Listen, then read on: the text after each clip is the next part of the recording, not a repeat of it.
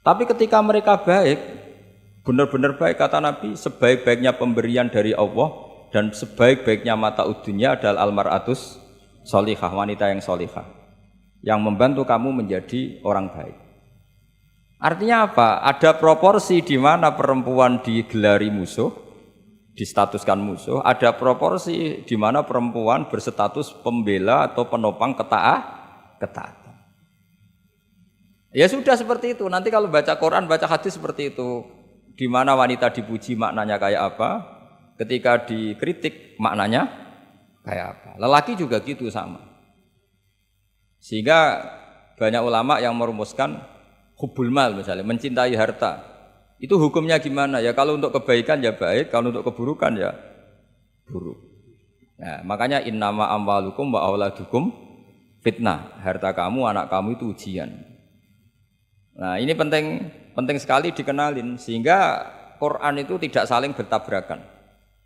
Ya, Quran itu tidak saling bertabrakan. Di ayat ini perempuan dipuji, di ayat ini perempuan dikritik. Misalnya tadi inna min azwajikum wa auladikum aduwal lakum, tapi ada ayat fassolihatu qanitatun hafidhatun lil ghaibi bima hafidhallah. Perempuan itu luar biasa, penjaga kedamaian, penjaga kehormatan, itu luar biasa dipuji.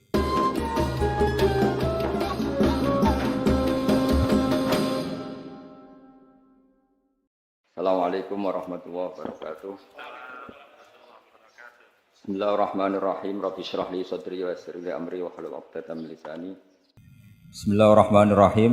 Ini sesuai janji saya ngaji tentang am dan khos.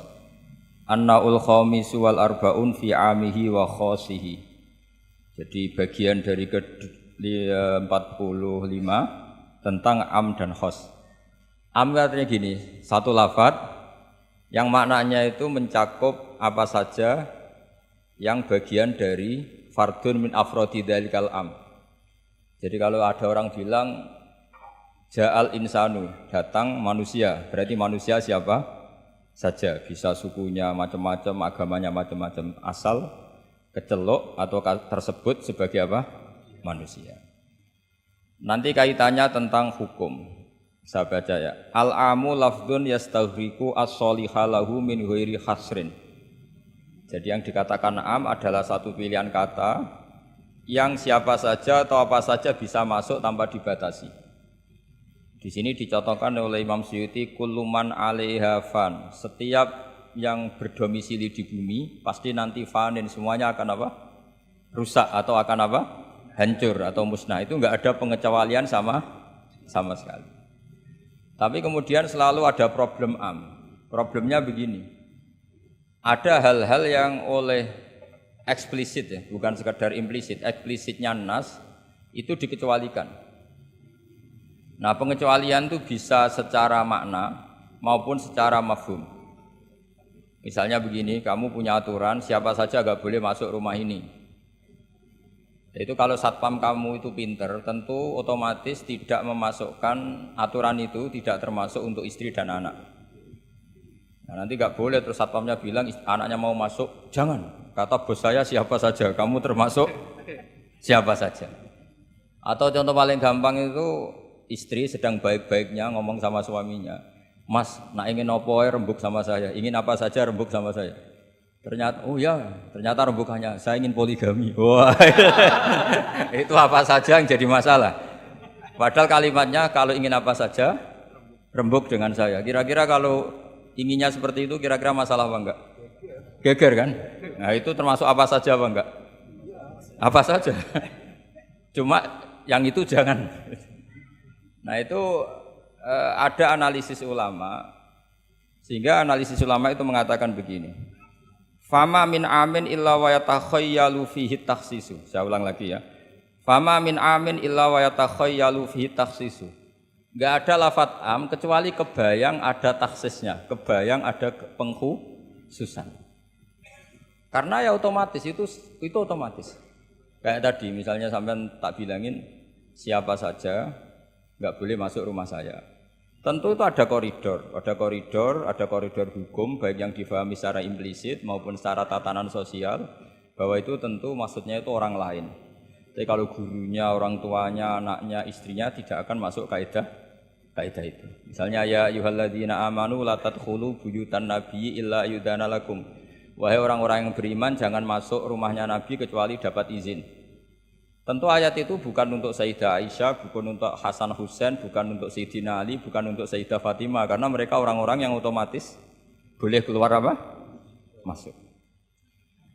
Makanya itu enggak gampang ya, menyimpulkan hukum dari Al-Qur'an enggak gampang. Misalnya gini, wa ahallallahu bai'a, Allah menghalalkan jual beli. Tentu enggak pernah kebayang termasuk di situ adalah jual beli narkoba, jual beli yang menipu, jual beli yang merugikan orang. Jual beli ini yang parah lagi ini. Provokator ini. Jual beli wong wedok kan. Itu. Nah, enggak bisa kamu nerjemah gini, Allah menghalalkan jual beli apa saja. Karena apa saja ini bahaya untuk kasus-kasus yang diharamkan Allah Subhanahu wa taala. Lah pengecualiannya gimana caranya? Pengecualian cara berpikir gini, yang dihalalkan Allah pasti yang baik. Berarti terjemahnya Allah menghalalkan jual beli yang baik. Nah, jadi makanya disebut di sini fama min amin illa wa yatakhayyalu fi takhsis. Tidak ada am kecuali prakteknya tetap ada takhsis, ada khusus. Misalnya gini, as-sholatu khairun maudu'un fa'aksir au akillah. Salat itu selalu baik. Maka silahkan kamu memperbanyak salat atau pas-pasan au akillah. Maksudnya salat sunat. Tentu itu mengecualikan sholat setelah subuh sampai matahari terbit dan setelah asar sampai matahari terbenam. Padahal itu juga sholat, tapi dikecualikan dari yang disyariatkan. Misalnya Nabi zaman Sugeng sering ngendikan kamu boleh sholat di belakang siapa saja yang muslim. Tentu mengecualikan nggak boleh seorang perempuan ngimami seorang laki-laki. Padahal perempuan juga orang muslimah. Maka di sini ada trauma ya, ada trauma dari ulama sampai nggak mau belajar kaidah. Cari hukum-hukum yang detail, ibarat pasal-pasal kenegaraan ya sampai detail-detail ayatnya, penjelasannya. Karena kalau kaidah umum itu pasti repot. Misalnya sampai ngartikan Pancasila, sila ketiga itu persatuan Indonesia. Kan nggak bisa kamu artikan partainya harus sama, pilihan presidennya harus sama, karena kalau beda namanya tidak persatuan. Ya tidak bisa seperti itu, karena kalimat itu pasti bias. Nah, makanya fama min amin illa wa yatakhayyalu fihi takhsisu. Tidak ada am kecuali ada taksis. Di sini dicontohkan hurrimat alaikumul maitah, diharamkan pada kalian makan bangkai. Kamu tahu maknanya bangkai? Bangkai adalah hewan yang mati tanpa bidzakatin syar'iyyin, tanpa penyembelihan secara syarak. Ada enggak pengecualinya? Ada, ikan laut. Ikan laut itu kan matinya tidak karena disembelih. Halal apa enggak? Halal. Artinya kata hurrimat alaikumul maitah diharamkan pada kalian bangkai, ternyata ada pengecualian, yaitu as-samaku wal jarad, belalang dan ikan laut. Itu masih banyak lagi. Makanya terus dibabkan faslun fi amihi wa khosihi, bab menerangkan ayat atau qaulullah yang am, yang umum dan yang khos, yang khusus. Nah, untuk memastikan itu ya mau tidak mau harus belajar. Kalau enggak belajar enggak bisa yang ngikuti ulama. Biasanya enggak mau belajar enggak mau ikut ulama, itu yang jadi masalah kan. Karena ikut juga gengsi. Apalagi yang diikuti kubu sebelah biasanya masalah itu. Enggak boleh dalam ilmu Quran, enggak boleh seperti itu. Sebab itu bab ini diteruskan oleh Imam Suyuti fi mujmalihi wa mubayyinihi. Ayat yang mujmal dan mubayyinnya, penjelas dari mujmal itu. Misalnya begini, yang dikatakan puasa itu apa coba? Enggak, ini latihan jadi ahli fikih. Yang dikatakan puasa itu apa coba? Menahan. Umumnya orang kan menahan lapar dan minum dari fajar shadiq menjadi sampai terbenamnya matahari.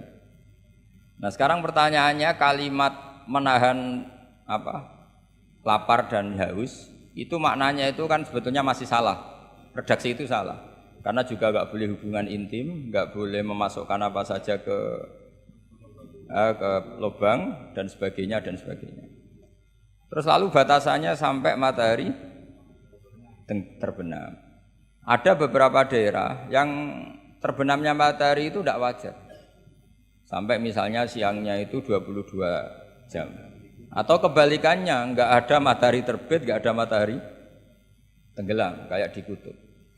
Sehingga saya berkali-kali bilang, ulama Indonesia itu kenapa alim? Itu ya di antara faktornya itu ada unsur kebetulan.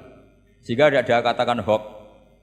Coba kalau kamu jadi ulama di kutub, terus cerita, baca takrib di sana. Awal waktu sholat subuh itu dimulai dari Tulu'ul Fajri Shadiq sampai terbitnya matahari.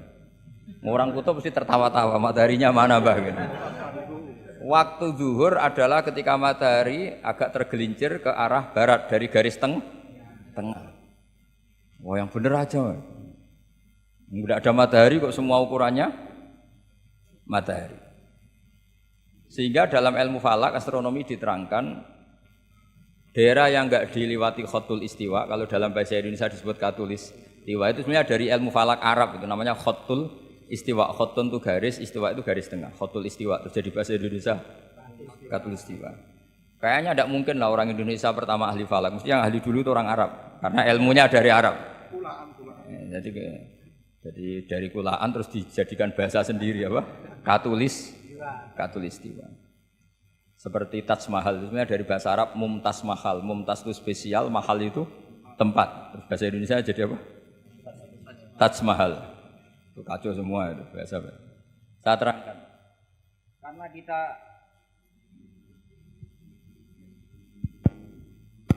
Karena kita ngaji di Indonesia, kebetulan Indonesia termasuk daerah yang dilewati apa? Katulistiwa. Sehingga waktu kita normal, trennya ya 12 sama berapa? 12. Nanti ada masalah itu misalnya kamu tadi di kutub, lalu puasanya gimana? Apa dikonversi, tetap polanya 16 jam, terus konversi per antar sholat itu kira-kira berapa jam? Taruh saja misalnya kamu sudah zuhur jam 12, ya trennya asarnya ya jam 3. Kan nggak mungkin habis zuhur jam 12, asarnya jam 1. Karena polanya tafawutnya antara zuhur dan asar itu 3 jam. Setelah zuhur sama asar sama maghrib polanya juga 3 jam. Maka yang seperti ini mau tidak mau harus ada pengecualian. Ketika Rasulullah misalnya ngendikan waktu asar itu khina yakunu dhillus syai' mislahu terus wa qalilan misalnya. Waktu asar dimulai apa? Dhillus syai' mislahu. Jadi kalau sesuatu 1 meter bayangannya 1 meter. Lah pas lebih sedikit itu berarti sudah waktu asar. Kan gitu, ukuran dulu kan nggak pakai jam, ya. Terus habisnya waktu asar setelah matahari terbenam. Tentu dawuhnya Nabi seperti itu, momentumnya di mana? Di daerah yang dilewati khotul istiwa. Karena yang tidak dilewati khotul istiwa tidak ngalami ada matahari terbit, terbenam dan zawalus syamsi. Makanya tadi itsma min amin illa wa yatakhayyalu fi takhsis, sudah ada am. Tidak ada kaidah umum kecuali sebetulnya pasti ada khusus. Ya kayak tadi. Mas kowe kepen opo tak dukung. Wah, terus ya aku yo pengen wayah wis taqabbal wa minkum taqabbal ya kari. Padahal kalimatnya apa saja. Tapi jangan lagi-lagi tentang itu. Kamu enggak bisa bantah. Kan apa saja. Oh, dasar orang goblok kok pahaman kan mesti gitu, malah masalah besar itu. Sehingga di Quran itu selalu ada seperti itu. Misalnya ya sama lah, misalnya nikahi perempuan siapa saja yang kamu cintai. Ya tentu cinta yang kamu cintai itu tidak memasukkan ibu dan adik. Karena itu mahram apa? Pasti ada, orang pasti paham. Boleh menikahi perempuan siapa saja yang kamu cintai, asal muslimah, asal sholat. Secara kaidah asal muslimah, asal sholat kan memasukkan ibu dan saudara kandung atau adik kandung, tapi kan nggak kebayang dalam nikah seperti itu. Jadi otomatis ada istisna. Makanya ini perlu dicatat ya. Makanya jangan sering dalil ayatnya begini berarti memasukkan apa saja, tidak bisa. Itsma min amin illa wa yatakhayyalu fihi takhsis. Nggak ada ayat umum kecuali prakteknya ada takhsis, ada kekhususan. Jelas ya? Apa saja. Misalnya gini, bohong itu haram. Ya pasti tidak semuanya. Ada bohong itu wajib. Ada perempuan dikejar-kejar sama begal mau diperkosa, terus sembunyi di rumah kamu. Kamu wajib jujur apa wajib bohong? Wajib jujur apa wajib bohong? Wajib bohong. Kalau kamu jujur namanya kebodohan. Bukan. Pak, cawe wedok mau ning ndi? Monggo teng mriki kula dudono. Itu tidak jujur, itu goblok gitu. Ya ingat ya kaidahnya itsma min amin illa wa yatakhayyalu fihi takhsis. Sudah itu aja dihafalkan. Nanti sudah pinter sendiri itu. Sudah itu aja. Apa? Itsma min amin illa wa yatakhayyalu fihi takhsis. Enggak ada kaidah umum kecuali di situ tersimpan takhsis atau aturan-aturan khusus yang terkecualikan. Itu pasti, itu otomatis. Karena enggak kebayang bahasa itu mewakili semua, itu enggak kebayang. Misalnya ada pembantu mesti dibilangin gini sama penyalurnya, ya kalau disuruh majikan apa saja turutin ya, disuruh ngelayani ya saja apa turutin, terus ngelayani diranjang ya, taqabbalallahu minna minkum kan, tetap nggak bisa, kayak lafadz itu nggak bisa. Kalau majikan kamu ingin apa saja turutin, tentu tidak memasukkan hal-hal yang dilarang agama. Itu juga misalnya mahasiswa, sama dosen nurut ya perintahnya apa saja ya apa saja yang dibolehkan, maksudnya bukan apa saja secara bebas. Nah itu di Quran juga gitu. Kalau ada ayat apa saja, sebetulnya di situ pasti ada apa? Takhsis ya, jelas ya. Itsma min amin illa wa yatakhayyalu fihi takhsis. Sehingga susah sekali cari umum yang tetap maknanya umum. Sekarang misalnya pertanyaannya lagi, ini ada beberapa kaidah. Qad yaqa'u tabyinu muttasilan nahwu minal fajr ba'da qawli al khaitul abyadu minal khaitil aswad. Ini lebih susah lagi. Lebih susahnya gini. Di Quran itu ada beberapa lafaz yang maknanya itu tidak semestinya. Saya ulang lagi, di Quran itu ada beberapa lafaz yang maknanya itu dari awal tidak semestinya. Nah, tidak semestinya ini oleh ulama ahli sastra Arab, ahli balaghah kalau dalam bahasa Arab disebut tasbih. Apa? Tasbih. Jadi kalau orang Arab sebetulnya ya sama, orang Arab, orang Indonesia sama dalam apa? Pemaparan sama. Kalau Zaid itu agak ganteng, agak yang gantengnya agak. Itu orang Arab bilang itu Zaidun kal qamar. Zaid itu ibarat rembulan. Tapi kalau ganteng sekali dan susah ditandingi, itu orang Arab akan bilang Zaidun qamarun. Zaid itu rembulan. Sehingga dalam kitab-kitab madaih, kitab-kitab yang memuji Nabi itu disebut anta samsun, anta badrun. Engkau ibarat matahari, engkau ibarat rembulan. Itu adat tasbihnya, kata seperti dibuang. Apa kata seperti? Dibuang. Sama di Indonesia juga sama. Kalau orang ahli orasi ilmiah yang ketika orasi itu kendel sekali, apalagi zaman revolusi, ketika ada orasi yang menggelegar disebut singa podium. Tidak seperti singa, tapi langsung dikatakan singa podium. Itu ada tasbih, namanya dalam bahasa Arab disebut apa? Tasbih. Nah problemnya, ada beberapa ayat yang dari awal Allah menggunakan itu tidak untuk makna semestinya, tapi untuk apa? Tasbih. Tasbih itu ya tadi hanya menyerupakan, berhubung sesuatunya detail, adat tasbih, kata seperti itu dibuang.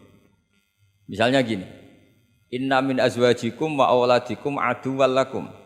Istri kamu, anak kamu itu musuh kamu. Oh, itu kan ngeri, masa anak sama istri dikatakan musuh? Nah, tentu itu ada proporsinya. Ketika anak istri kita tidak menopang kesalehan kita, tidak menopang ketaatan kita, maka perilakunya sebagaimana musuh. Tapi ketika mereka baik, benar-benar baik, kata Nabi, sebaik-baiknya pemberian dari Allah dan sebaik-baiknya mata udunya adalah almaratus solihah, wanita yang solihah, yang membantu kamu menjadi orang baik. Artinya apa? Ada proporsi di mana perempuan digelari musuh, distatuskan musuh, ada proporsi di mana perempuan berstatus pembela atau penopang ketaatan. Ya sudah seperti itu. Nanti kalau baca Quran, baca hadis seperti itu. Di mana wanita dipuji maknanya kayak apa, ketika dikritik maknanya kayak apa. Lelaki juga gitu sama. Sehingga banyak ulama yang merumuskan hubbul mal misalnya, mencintai harta. Itu hukumnya gimana? Ya kalau untuk kebaikan ya baik, kalau untuk keburukan ya buruk. Nah, makanya innama amwalukum wa auladukum fitnah. Harta kamu, anak kamu itu ujian. Nah, ini penting sekali dikenalin sehingga Quran itu tidak saling bertabrakan. Ya, Quran itu tidak saling bertabrakan. Di ayat ini perempuan dipuji, di ayat ini perempuan dikritik. Misalnya tadi inna min azwajikum wa auladikum aduwal lakum, tapi ada ayat fassolihatu qanitatun hafidhatul lil ghaibi bima hafidha. Perempuan itu luar biasa, penjaga kedamaian, penjaga kehormatan, itu luar biasa dipuji. Ya tentu dalam konteks yang layak dipuji. Kalau sedang dikritik ya dalam konteks yang layak dikritik. Artinya pujian ini bukan cek kosong tanpa pengecualian, dihujat atau dikritik juga tanpa cek kosong tanpa pengecualian. Lagi-lagi kaidahnya itsma min amin illa wa yatakhayyalu fihi takhsis. Tidak ada lafadz umum kecuali di situ terbayang ada kekhususan. Ya jelas ya. Jadi, nah kemudian kekhususan itu gimana? Kalau dalam ilmu fikih disebut menghilangkan masodak. Masodak itu pokoknya ini tak pakai bahasa asli ya, biar nanti habis ngaji itu keren. Ini pasti pakai bahasa asli yang di usul fikih. Masodak itu satu nama yang mencakup sesuai kriteria, definitif lah kalau dalam bahasa inteleknya ini. Misalnya gini, ini coba pegangin. Ini yang dikatakan tangan ini sampai ini kan. Ini semuanya tangan. Nah ini namanya mujmal. Kata Rasulullah misalnya kalau kamu wudu, basuhlah tangan kamu. Tapi secara sanad kita sampai Rasulullah basuh tangan itu sampai sini saja. Ya kan? Itu di bab wudu. Sampai siku saja. Tapi sikunya terbasuh loh ya. Jelas ya. Padahal ini juga tangan. Tapi di bab qat'u yadis sarik, di bab memotong tangannya pencuri, wasariqu wasariqatu faqta'u aydiyahuma. Orang kalau mencuri dalam ajaran Islam atau negara Islam dipotong tangan. Segini apa hanya segini? Sampai gelang kaki apa mata apa ini namanya? Pergelangan apa sampai sini? Pergelangan. Padahal kalimatnya ya faqta'u aydiyahuma, maka potonglah tangannya. Tapi ternyata di bab potong tangannya pencuri di negara Islam hanya pergelangan, tapi di wudu sampai siku. Lalu kalau mau tanya ukurannya apa Gus? Ya itu ukurannya ngaji tadi. Ya ukurannya ngaji memang nggak bisa dijelaskan. Kalau nggak paham jangan protes terus. Ya sudah seperti itu.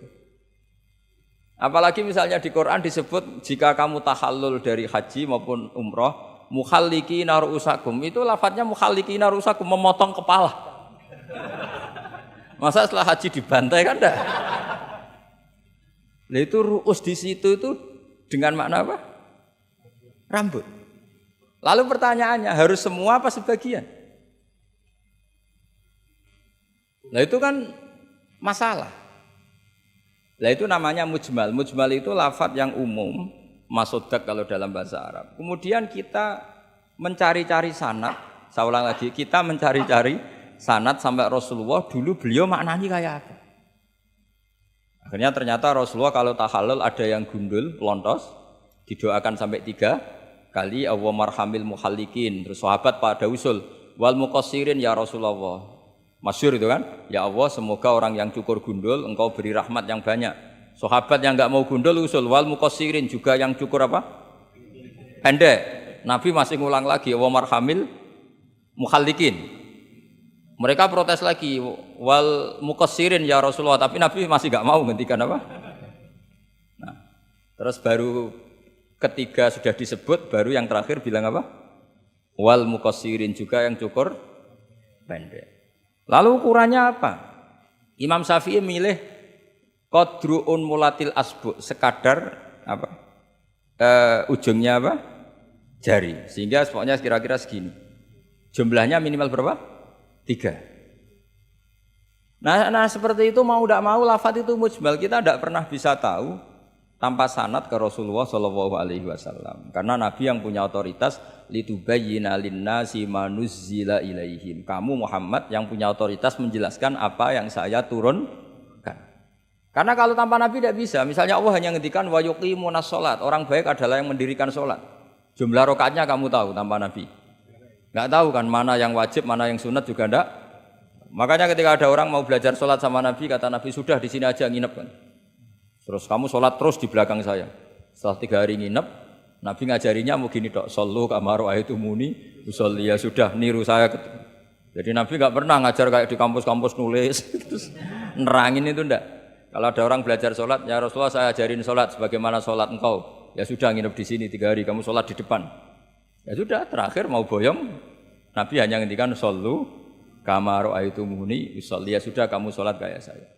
Ketika musim haji juga gitu. Orang disuruh haji, kata Nabi, apa saja yang saya lakukan dilihat ya. Ya Rasulullah.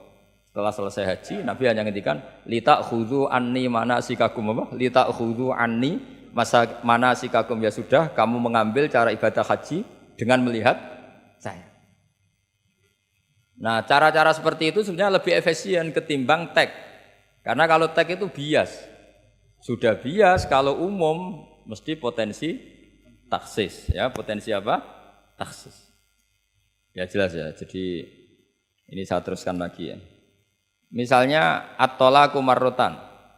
Yang dikatakan cerai ini termasuk contohnya lagi, ini saya beri contoh. At-talaqu marratan, talak itu ada 2. Itu benar apa salah? Di Quran loh.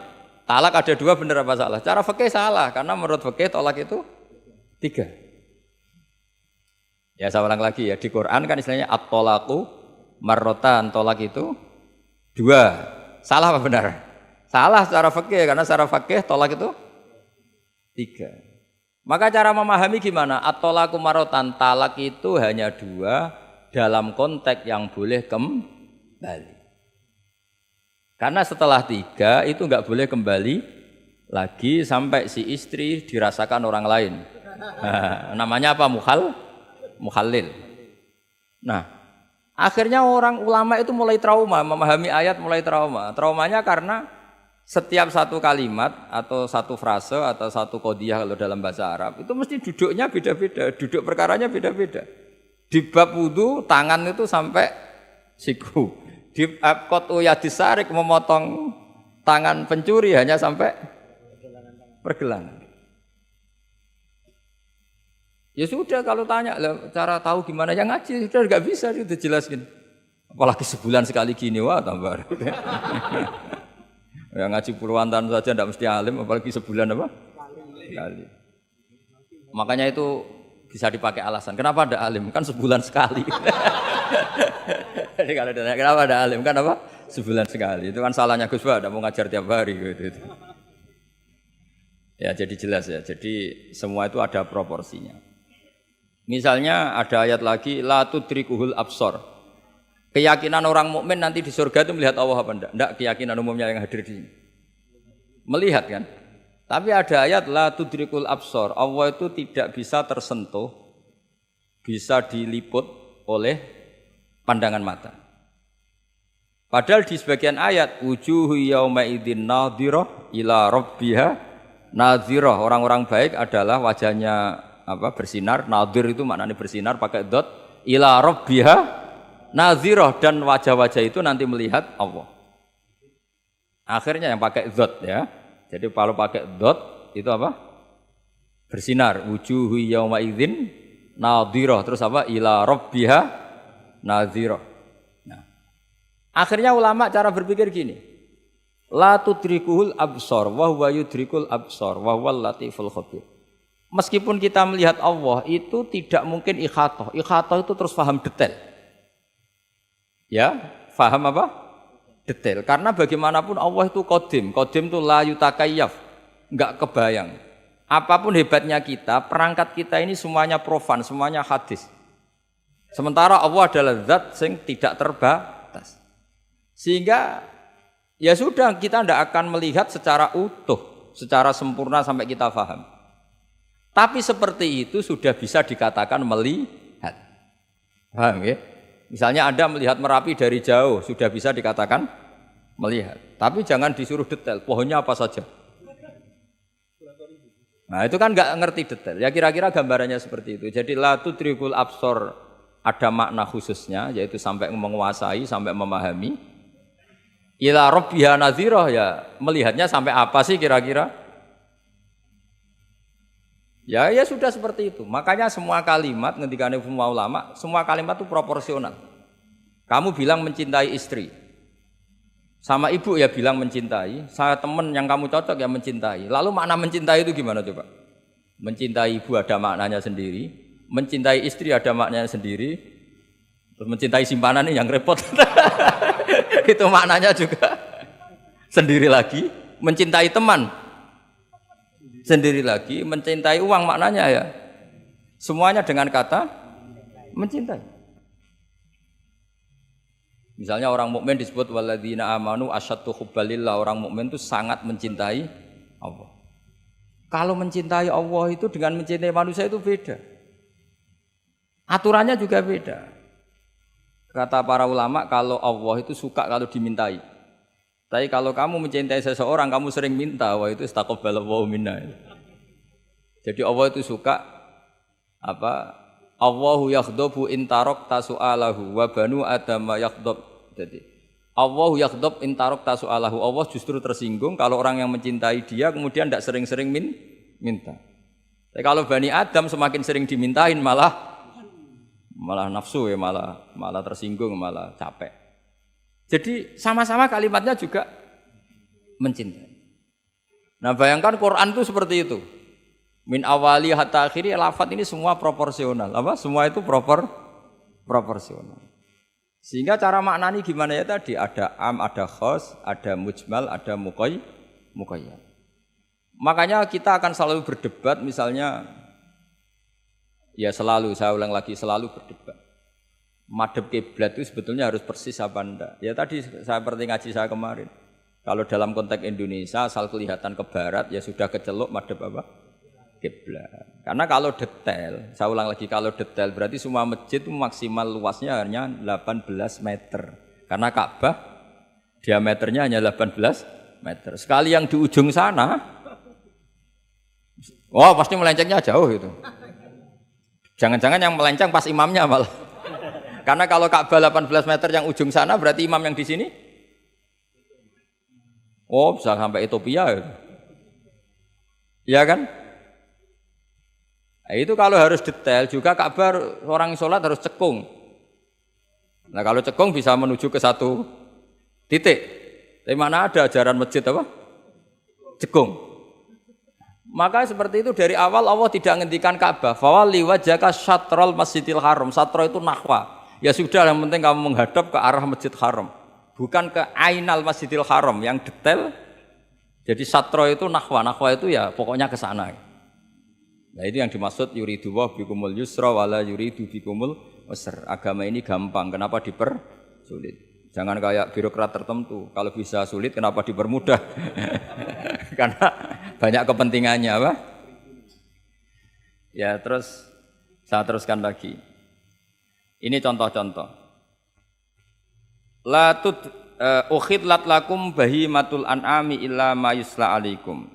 Terus ada lagi wa aufu bi ahdi ufi bi ahdikum. Ini contoh-contoh yang disebut oleh Imam Suyuti. Walillahi 'alan nasi hajjul bait. Maksud beliau dengan contoh-contoh itu begini ya. Misalnya kuluman alehafan, semua ini kalau kiamat nanti rusak semua. Pertanyaannya gini, Gus lalu panitia kiamatnya gimana? Misalnya Israfil yang masyhur jadi panitia kiamat itu kan Israfil kan sekarang sudah pegang apa?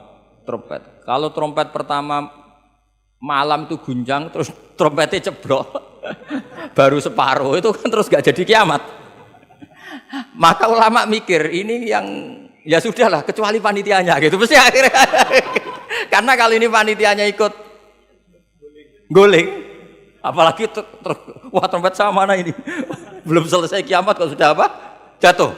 Bisa dibayangkan kan kalau niupnya dari atas jatuhnya di Kaliurang. Oh udah gitu dekat Mbak Marijan susah nyarinya itu. Makanya ulama selalu mengecualikan kuluman aliyafan itu ada pengecualiannya. Misalnya kecuali panitia kiamat. Sehingga di Quran itu ada pembenaran pengecualian itu, yaitu ada ayat wa yahmilu arsya rabbika fawqahum yauma idzin samaniyah. Dadi wa yahmilu lan gawa arsya rabbika arase pangeran sira. Fawqahum kang pangeran sak dhuwure para malaikat. Sapa samaniyatun malaikat 8. Jadi ketika kiamat dahsyat itu masih ada malaikat 8 yang masih happy-happy saja. Masih santai saja. Karena dia panitia. Ini kalau sampai makanya masyhur. Ya, itu kan jadi yauma idzin wa yahmilu arsya rabbika fawqahum yauma idzin Di hari kiamat itu ada malaikat yang masih nggak rusak, yaitu termasuk 8 malaikat panitia apa? Kiamat. Maka Israel itu, semoga ikut ngaji di sini Israel itu kacau. Kacaunya itu dia tahunya itu terlambat, masyhur itu. Setelah orang mati semua nanti di kiamat, kamu sudah tidak tahu, sudah mati. Ini saya tahu ya di kitab. Setelah mati semua Allah tanya, Israel sudah mati semua? Sudah Gusti. Sudah semua, sudah. Masih satu. Mana Gusti tak coplok nyawane katanya. Kamu katanya. Wah setelah itu Israel sudah cabut sendiri nyawa kamu. Itu kesakitannya Masya Allah. Tapi dia sekarang belum tahu, kalau itu sakit belum tahu, sekarang itu belum tahu. Makanya semoga dengarin supaya tahu. Orang sakit terus, gimana sakit Gusti, sakit sekali. Terus Israel bilang gini, kalau saja saya tahu kalau dicabut nyawa itu sakit, saya tidak main coba cabut. Ternyata sakit. Pakai cara apa saja. Jadi tapi dia itu nanti, nyesalnya nanti. Sekarang belum tahu, makanya terus masih main cabut aja itu. Jadi malaikat Israel ya itu tadi. Maka tetap ada pengecualian. Karena kalau nggak ada pengecualian kita kiamat semuanya rusak lalu. Nah terus ulama menambahkan lagi surga dan neraka. Surga dan neraka itu juga termasuk ketika kiamat tidak ikut rusak. Karena kalau rusak, lalu nanti orang-orang ini ditampung di mana? Kamu tahu kan para nabi sekarang posisinya di mana? Surga. Para syuhada. Kalau ini ikut rusak, konstruksinya kan kacau semua. Jadi para syuhada, utamanya para nabi kan dijamin sudah di surga sekarang, enak-enakan, serba nikmat. Kemudian ada kiamat, gempa hancur lagi. Berarti kalimat surga enak-enakan kan keliru. Maka ada pengecualian lagi, termasuk surga dan neraka. Lah itu fama min amin illa wa yatakhayyalu fihi taksis. Ya, jadi makanya ini pentingnya ngaji ulumul Quran ya. Bagaimanapun UI itu didirikan para ulama dulu. Mulai dari ulama NU, Muhammadiyah semuanya ikut mendirikan apa? UI. Dulu yang mendirikan ya Kiai Haji Wahid Hasyim, Mas Mansur dari Muhammadiyah semuanya ulama. Harusnya sekarang ya selalu punya ulama harusnya. Kalau tidak bisa harusnya ya akhirnya ngontrak ulama lucu kan ulama. Ulama kok kontrakan itu kan aneh. Makanya harusnya itu punya kader sendiri. Ini yang guru-guru VAI ini yang wajib itu. Ya, insya Allah. Ya saya teruskan lagi ya.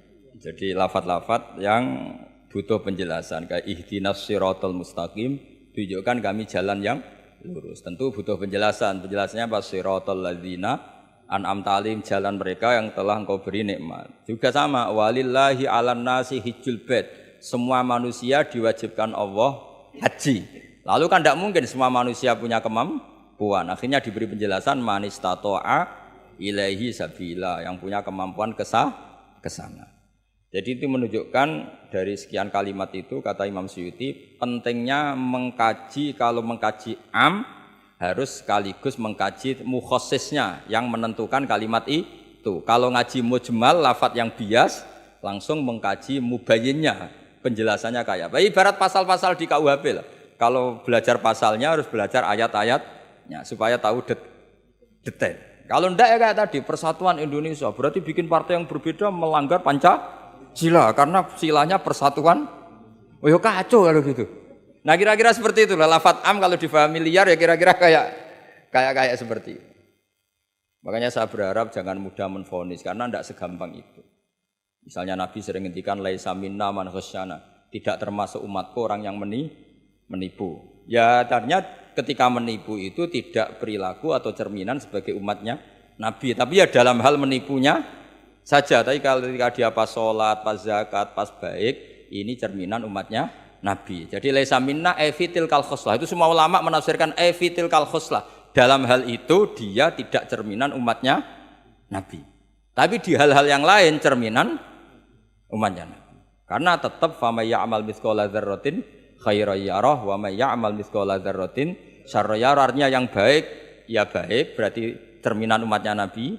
Misalnya kayak orang tukang nipu, tapi ternyata ya tukang sholat, tukang zakat, tukang puasa, ya sudah pas tukang baik cerminan umatnya Nabi, pas tukang buruk ya cerminan temannya setan lah kira-kira gitu. Tapi jangan langsung wah sudah ini setan tok, ya keliru kamu, dia kan punya sisi baik. Ya sudah seperti Quran saja, baik ya roh, syarron ya roh, artinya semuanya ada catatannya sendiri. Fa may ya'mal mithqala dzarratin khairan yarah wa may ya'mal mithqala dzarratin syarran yarah. Ini saya baca lagi ya. Qala Ibnul Hassar minan nasi man ja'alal mujmal wal muhtamil bi izai syai'in wahid. Qal was-shawab annal mujmal al-lafdhu al-mubham alladhi la yufhamu al-muradu minhu. Wal muhtamil al-lafdhu al-waqi' bil wad'il awal. Ya, kalau mujmal itu lafadz yang global. Kalau muhtamil itu lafadz yang kayak iya kayak tidak. Saya ulang, kayak iya kayak tidak. Kayak iya kayak tidak itu imma karena bias, wa imma karena konteks. Saya beri contoh misalnya gini, saya punya pembantu ya, kalau dalam tradisi kiai itu punya anak dalam, terus bilang gini, Jong tamunya kasih kopi. Ya pagi-pagi ada tamu, saya bilang Jong tamunya kasih kopi. Ternyata tamunya itu perempuan atau orang yang enggak ngopi, kemudian disuguhi teh. Pertanyaannya anak dalam ini melanggar apa enggak? Tidak, karena kata kopi itu sebenarnya mewakili kata alat untuk menghormat tamu. Cuma saya sebagai kiai adalah elengnya itu kopi. Jika kopi itu bukan ibaratun anil kopi, anil kohwa, tapi ibaratun amma yukri bihid doifa. Itu memang harus ngaji. Seperti itu kalau nggak ngaji nggak bisa. Saya melafatkan kopi itu adalah implementasi dari yang penting ada yang nyugati, bukan dengan makna kopi hitam. Sehingga misalnya tamunya kok disuguhi sprit, kebetulan dia milih sprit atau milih teh, saya juga sudah senang karena pembantu saya berarti sudah pinter, yaitu menghormat. Jelas ya? Ya sehingga kata itu sering tidak mengikat dalam agama. Sama seperti Rasulullah ketika bilang gini, ya Mu'ad inni uhibbuka, Mu'ad kamu, saya senang kamu, kata Nabi. Ya Mu'ad inni uhibbuka, saya senang kamu. Berhubung saya senang kamu, fakul dubura kulli sholatin, sebagian riwayat fala tada'anna kulla sholatin, maka setiap habis sholat, dubura kulli sholatin, kamu lafadzkan Allahumma a'inni ala dzikrika wa syukrika wa husni ibadati. Kamu jangan pernah lupa berwiridan, ya Allah bantulah kami mengingat Engkau, ala dzikrika wa syukrika mensyukuri nikmat Engkau, wa husni ibadatik dan ibadah secara baik kepada Engkau. Pertanyaannya ketika Nabi nyebut Mu'ad itu sebagai orang hanya Mu'ad, apa sebagai umat yang harus dilatih? Umat yang harus dilatih sehingga siapapun boleh pakai wiridan itu. Ya makanya terus di balaghatul Arab itu ada aturan zikrul ba'di wa iradatil kul. Ketika nyebut sebagian, bisa yang dimaksud itu siapa saja. Ketika saya nyebut kopi, sebetulnya itu alat atau perangkat atau minuman yang dipakai hormat tamu. Tidak harus bentuknya kopi hitam. Tapi kalau orang tertentu yang memang hobinya ngopi, ayo cari warung kopi. Memang dia anti minum teh, anti minum sprit, memang inginnya warung kopi, ya sudah, itu berarti makna kopi yang muayyan, yang memang maknanya kopi dengan makna yang khos. Jelas ya? Nah bayangkan Quran dan hadis itu potensi seperti itu ada. Makanya potensinya itu lafadz itu muhtamil, bisa iya, bisa tidak. Nah di sini ini pentingnya ngaji. Jadi sehingga ketika Allah ngendikan rijal sekalipun, lelaki, kadang maknanya memasukkan perempuan. Misalnya gini, kalau kamu ngaji ilmu nahwu, hudal lil muttaqin, alladzina itu jamak untuk lelaki atau perempuan? Alladzina, lelaki. Tapi Quran itu untuk lelaki, tok apa lelaki dan perempuan? Dua-duanya. Tapi Allah ngendikan alladzina yu'minuna, bukan allai yu'minna, bukan pakai redaksi perempuan. Karena yang dimaksud lelaki adalah umatnya Nabi. Ya sudah, kalau umatnya Nabi ya semuanya umatnya Nabi. Tapi ada beberapa lafadz yang memang maksudnya lelaki, yang satu maksudnya perempuan. Caranya tahu itu ya lagi-lagi ngaji. Ya sudah, nggak ada jawabannya, memang harus ngaji. Nah itulah di Quran tuh banyak ada lafadz mujmal, ada lafadz muhtamil. Saya beri contoh lagi bab zakat. Ini yang paling pokok bab zakat karena ini terkait fikih. Rasulullah itu menzakati tamernya. Tamer itu kurma. Ya, tamer itu maknanya apa? Kurma. Itu oleh semua ulama fuqaha, semua ahli fikih dunia mengatakan makanan pokok. Jadi yang wajib dizakati itu tanaman, makanan pokok. Karena apa? Ya kalau nuruti sunnah Rasul persis, orang Indonesia wajib zakat. Karena Nabi hanya menzakati kurma. Di Indonesia enggak ada. Iya, enggak ada.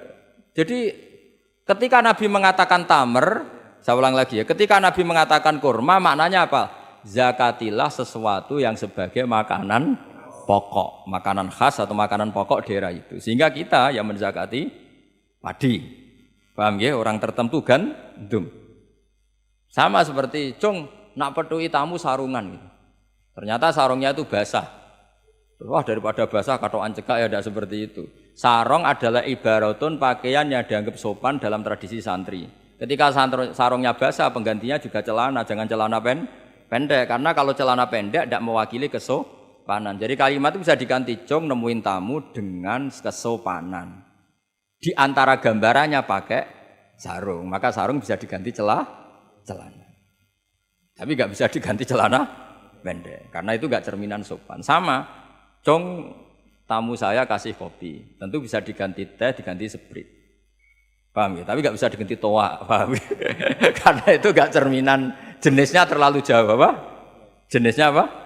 Terlalu jauh. Ya, jadi ini jelas ya. Jadi kalimat-kalimat itu potensinya mujmal, potensinya itu muhtamil atau muhtamal. Wal farqu bainahuma annal mujmal yadullu ala umurin ma'rufah wal lafdhu mustarakun mutaraddidun bainahuma wal mubham la yadullu ala amrin ma'rufin ma'al qat'i bi anna syari' lam yufawwid li ahadin bainal mujmal bi khilafil muhtamil atau muhtamal. Jadi ya seperti itu semua. Saya contohkan yang gampang itu yang fikih saja ya.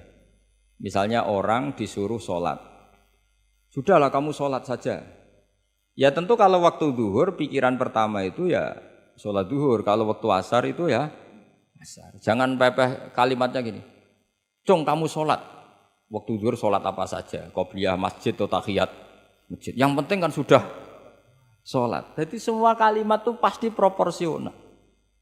Ya semua kalimat itu pasti apa? Proporsional.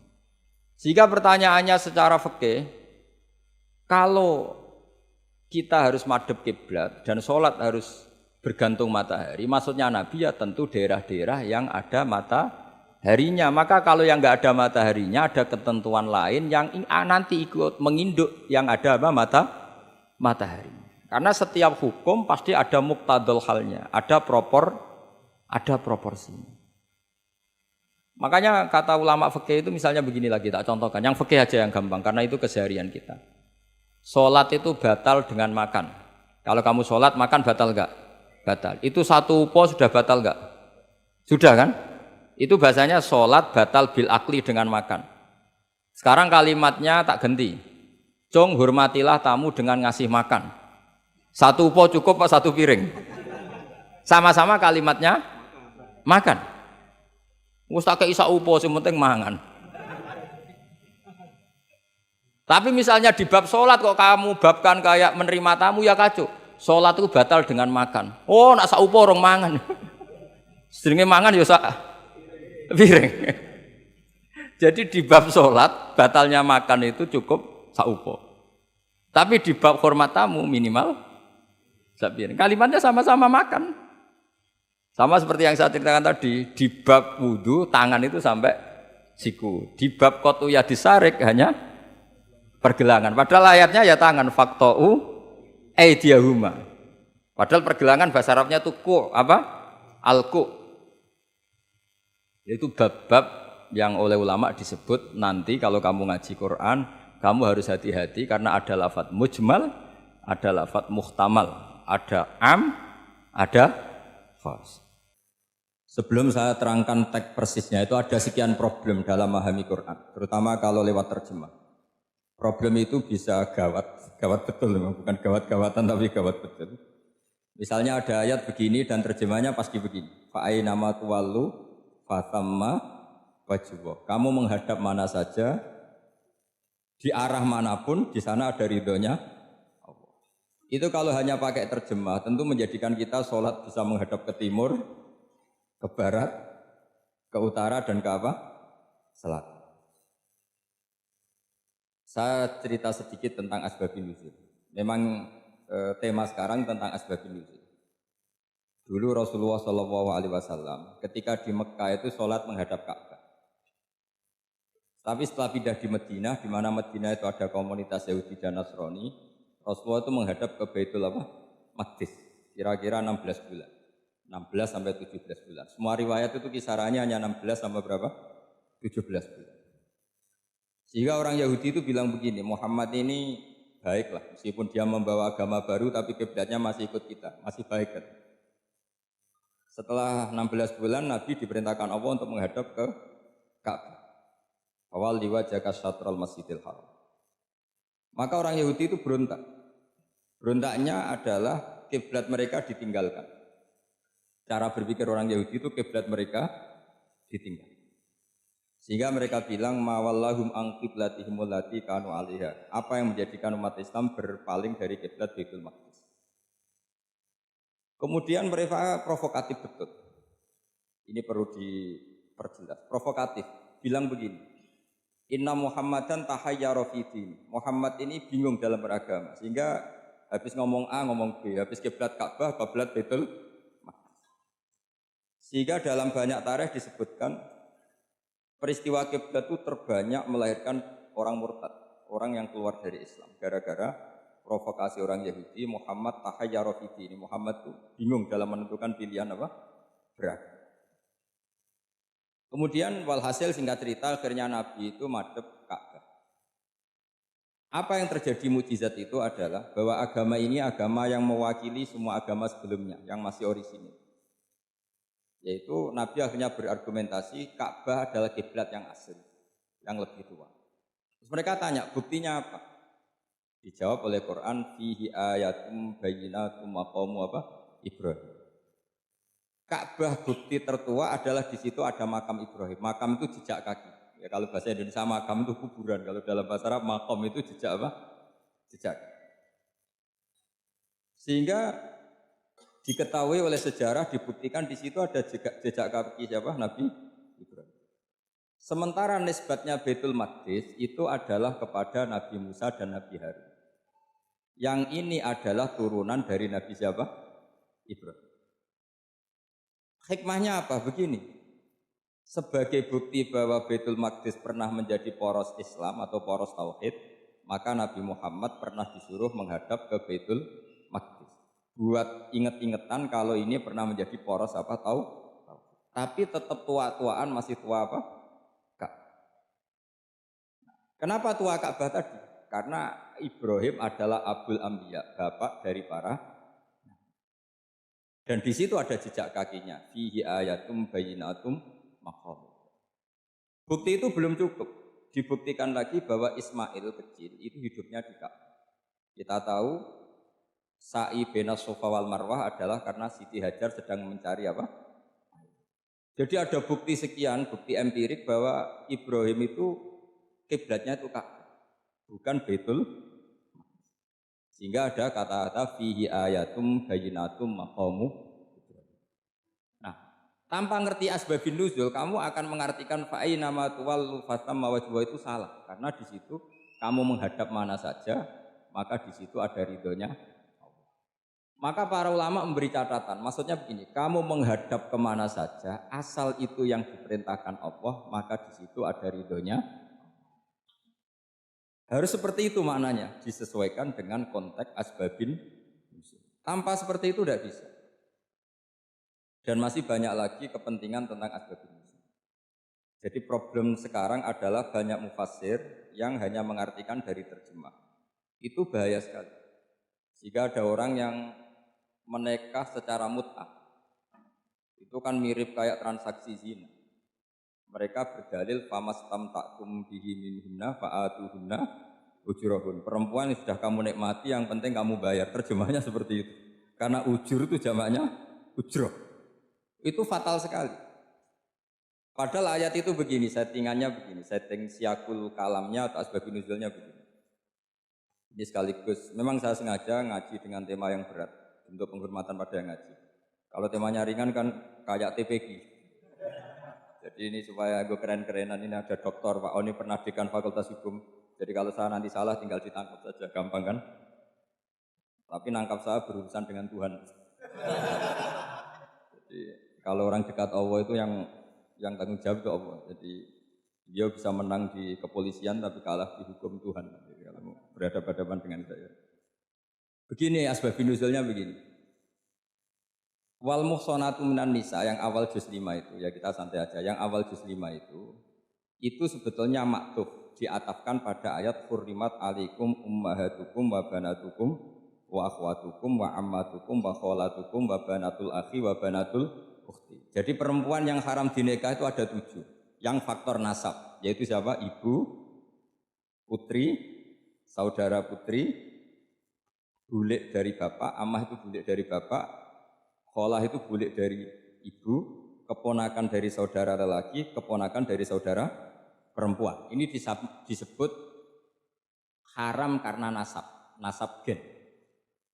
Kalau orang Jawa bilang hanya 4 karena ngitungnya bulik baik dari bapak maupun ibu. Kalau orang Jawa bilang kan bulik terus keponakan dihitung 1. Padahal ada keponakan dari saudara lelaki, ada keponakan dari saudara apa? Perempuan. Wa banatul akhi wa banatul ukhti. Terus kedua haram karena rodok. Kita tahu dalam hukum Islam rodok adalah sama dengan nasab. Jadi ibu yang pernah menyusui kamu berarti jadi ibu kamu, dan saudara sepenyusuan berarti menjadi saudara kamu. Ini disebut wa ummahatukum allati arda'nakum wa akhwatukum minar rodok. Terus ketiga haram karena musoharoh, karena besanan. Jadi pagi ini misalnya saya nikah dengan Sri, bilang qabiltu nikaha wa taswijaha bil mar'il madkur. Setelah nikah dengan Sri ini otomatis ibunya dia menjadi mertua. Otomatis haram saya apa? Nikah. Ini namanya haram karena musoharoh. Atau kamu punya anak Zaid. Zaid pagi ini akad dengan Sri. Berarti Sri adalah menantu Anda. Otomatis haram bagi Anda. Itu namanya haram karena musoharoh, karena bisana. Itu yang disebut waroba apa haram-haram itu kan terus wa ummahatun nisaikum, apa ibu dari istri-istri kamu. Memang ini agak jelimet, tapi memang syaratnya mufassir harus biasa jelimet. Jangan hanya nyari partai ayat-ayat untuk kepentingan partai. Wah, itu ngeri. Kacau Quran dipakai kampanye. Terus itu berarti sudah 3 kan? Haram karena nasab, karena rodok, haram karena musuh. Terus yang keempat ini haram yang bukan karena sebab pada seorang perempuan, tapi karena istri orang. Itu disebut wal muhsanatu minan nisa. Haram menikahi perempuan yang masih milik orang lain. Nah, orang lain yang menikahi ini istilahnya Allah adalah lelaki yang menikahi perempuan ini adalah lelaki sing muhsinina ghairu musafihin, secara nikah yang sah. Nah, nikah yang sah itu begini dalam hukum fikih Islam. Saya nikah dengan Sri, kalau hanya akad itu saya wajib bayar mahar hanya separuh. Jadi kalau saya janji bayar 1 miliar berarti wajib bayar berapa? 500 juta. Kalau janjinya 100 juta hanya bayar 50 juta. Itu yang wajib bil akdi. Nanti wajib sepenuhnya nunggu bil jima. Kalau sudah hubungan intim baru wajib 100%. Jadi kalau ada di Jawa nikah dengan seperangkat alat sholat itu yang atasannya tok itu wajib karena akad. Nanti bawahnya nunggu setelah hubungan apa? Intim. Nah, ini hukum Quran bukan hukum saya. Makanya kan wa in talaqtumuhunna min qabli an tamassuhunna terus panis huma faradtum. Hanya wajib bayar setengah. Nah, perempuan yang sudah diajak hubungan intim itu kata Allah fa'atuhunna ujurahun, maka wajib kamu bayar penuh. Jadi ayat itu tentang perempuan yang sudah dinikah, kita harus bayar berapa? Harus bayar penuh. Ini penting saya utarakan. Nah, problem kita sebagai orang Indonesia ini juga problem Pak On, problem semua kiai. Mahar di Indonesia itu nggak bisa dibahas di Quran. Karena keterlaluan, kecilnya itu keterlaluan. Saya ini kan kiai, sering ngakatkan tuh sampai bosan, seperangkat alat sholat itu ngawur sekali. Ini mbak-mbak harus gak mau gitu. Saya provokasi minimal itu ya berapa? 100 juta berapa? Pantasnya berapa? Pantasnya berapa? 10 gram itu berapa nilainya? Kan 1 gram 500.000 baru 5. Ya sudah mendingan itu 10 gram. Quran itu bayangannya gini, sambil latihan, yang hafal-hafal biar latihan. Jangan dapat beasiswa karena hafal tapi nggak jelas juntrungannya. Quran itu bayangannya gini, ini nggak mungkin Quran ini bisa dibaca di Jawa. Wa in aradtum istibdala zaujin makana zauji wa ataitum ihdahunna qintaran fala ta'khudhu minhu syai'a. Jika kamu nikah sama seorang perempuan, kemudian kamu cerai, maka mahar yang sudah kamu berikan jangan ambil lagi. Karena mahar di Arab itu mahal, 100 juta, kadang mobil Alphard, kadang GMC. Sehingga setelah menceraikan tuh kebayang menarik. Kok enak, dulu saya memberikan itu kan karena dapat servisnya, sekarang sudah saya cerai, saya tarik. Kalau mahar di Indonesia kan seperangkat alat sholat. Jadi gak kebayang ada kalimat fala ta'khudhu minhu syai'a, jangan ambil lagi. Kebayang ngambil aja enggak? Apalagi kalau nikahnya sudah 2 tahun kan sudah lusuh, sudah. Tapi kalau di Arab itu kebayang karena mahal. Makanya orang Arab suka nikah orang Indonesia karena murah. Jadi bahasa kintoron tuh harta yang enggak ternilai. Wa ataitum ihdahunna kintoron. Yang enggak ternilai, mahal betul. Itu pernah saya hitung, ada yang mahar itu 400 juta, ya sekira segitu. Nah, makanya setelah dicerai, Allah memperingatkan setelah kamu kasihkan, ya jangan minta lagi. Kenapa kepikiran minta? Karena jumlahnya besar. Kalau di Indonesia kepikiran nggak minta, nggak kepikiran, saking kecil. Seperangkat alat sholat, kadang 1 juta. 1 juta itu setelah hubungan intim, sebelumnya yang wajib hanya 500. Itu kan nggak kebayang. Makanya susah ngartikan Quran di Indonesia, kadang susah karena kadang terlalu. Itu pernah Sayyidina Umar radhiyallahu anhu pernah bilang begini, wahai para perempuan, mahar itu jangan mahal-mahal, kasihan para lelaki. Itu ada perempuan alimah, ya orangnya alim betul, meskipun nggak pernah sekolah di UI, tapi alim betul. Itu usul langsung gini, ya Amirul Mukminin, laisa dzalika laka ya Amirul Mukminin, waqad qala ta'ala wa ataitum ihdahunna qintaran. Kamu hanya seorang Amirul Mukminin, tidak berhak bikin aturan pembatasan mahar. Allah saja tidak batasi, kenapa kamu batasi? Jika dulu yang namanya nikahnya Sulaiman Agung atau Jamaluddin siapa Ratu Agung, kalau hadiah ya sampai tas mahal itu. Ini kan dari bahasa Arab mumtaz mahal. Mumtaz itu istimewa, mahal itu dia punya istri yang sangat dicintai, dikasih hadiah mumtaz mahal. Terus ilat jo jadi apa? Tas mahal. Itu sama Mujid Ulil Albab kalah. Itu kalau cerai kan kepikiran minta lagi. Dikasihkan yang baru. Tapi kalau di Indonesia tidak mungkin karena apa tadi? Seperangkat alat sholat. Begitu nyari yang murah lagi. Yang bagus kitanya, bungkusnya yang bagus. Nah, maka nggak mungkin kita maknani Quran tanpa mengenal yang bernama asbabin. Karena makna ayat itu bisa kacau kalau kita tidak tahu asbabin. Yaitu kayak tadi makna fa'ina ma tuwallu fatamma wajhu. Itu maknanya kan kamu menghadap mana saja, boleh saja di sana ada ridhonya Allah. Berarti kan bisa ke timur, ke selatan, ke utara, ke barat. Itu bahaya betul. Sehingga kata ulama harus mengkaji asbabin supaya porsi ayat ini sampai semana jauhnya itu kita tahu. Tanpa tahu itu tidak bisa. Begitu juga menyangkut kiblat. Sekarang saya tanya, kemarin kan ramai dulu di Kemenak, kiblat semuanya diukur dengan GPS, terus beberapa masjid dikomentari salah, karena diukur pakai apa? GPS. Kalau dalam bahasa falak disebut yaumarostil kiblat. Memang bisa diilmu. Tapi pertanyaannya begini, dari awal Allah ngendikan fawal liwajhaka syatral masjidil haram. Kamu yang penting sholat itu menghadap masjid. Masjid itu ya bangunan. Sehingga kata Ibnu Abbas yang diriwayatkan banyak ulama mengatakan Al-Ka'bah kiblatun di ahlil masjid wal masjid kiblatun di ahlil haram wal haram kiblatun di ahlil masyriq wal maghrib. Jadi kalau orang di dalam masjid kiblatnya harus Ka'bah. Di luar masjid kiblatnya asal bangunan Masjid Haram. Tapi di luar sini kayak di Indonesia boleh semua tanah haram. Kenapa begitu? Kata Ibnu Abbas karena Quran turun bilisanin Arabiyyin mubin. Jadi kalau orang Jogja kalau mau ke Jakarta arahnya kemana? Barat. Itu sebetulnya ketika Anda ke barat itu persis Jakarta apa bisa saja pasnya itu Pangandaran. Tapi orang itu akan bilang kalau ke barat ya ke Jakarta. Meskipun presisi Anda tepatnya di Pangandaran. Nah kiblat seperti itu, asal orang menghadap ke barat itu orang sudah bilang ke kiblat. Gak usah sedetail misalnya harus pas Ka'bah. Saya pernah debat sama tim ahli Kemenak. Gak bisa Gus, sekarang ada GPS harus tepat Ka'bah. Terus saya bilang gini, kalau teori Anda benar, berarti semua masjid luasnya maksimal 16 meter. Ka'bah itu luasnya hanya 16 meter. Berarti Masjid Ulil Albab yang pojok sana sama pojok sana, kira-kira itu ya sudah tidak kena Ka'bah.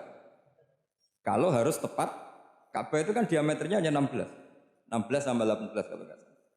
Berarti semua masjid kalau ingin tepat Ka'bah harus pas 16. Kalau terlalu luas pilihannya harus cekung. Kan jadi aneh. Makanya saya itu sering Pak On, dulu saya ini biasa debat fikih. Kalau di tradisi pesantren namanya Basul Masail. Saya punya teman yang paling kurang ajar, yang paling saya kenang dalam sepanjang sejarah. Dulu itu kalau debat fikih itu ya seru. Kalau aturan fikih kan gini, soft paling baik kan soft pertama. Baru kedua, baru ketiga. Yang paling keren kan soft awal, soft. Terus teman saya bilang gini Pak, ya kalau gitu gini aja Gus, desain masjid itu memanjang utara selatan. Biar semuanya soft awal. Gara-gara didesain begini kan ada soft 2, soft 3. Apa susahnya? Kita bikin mulai awal supaya masjid itu memanjang utara apa? Selatan. Supaya semuanya soft awal. Ya kalau ada hukum ya diimplementasikan dalam desain bangunan katanya. Jadi. Itu kan kacau. Terus akhirnya saya jawab, lalu setelah begitu yang paling afdol siapa? Yang dekat imam.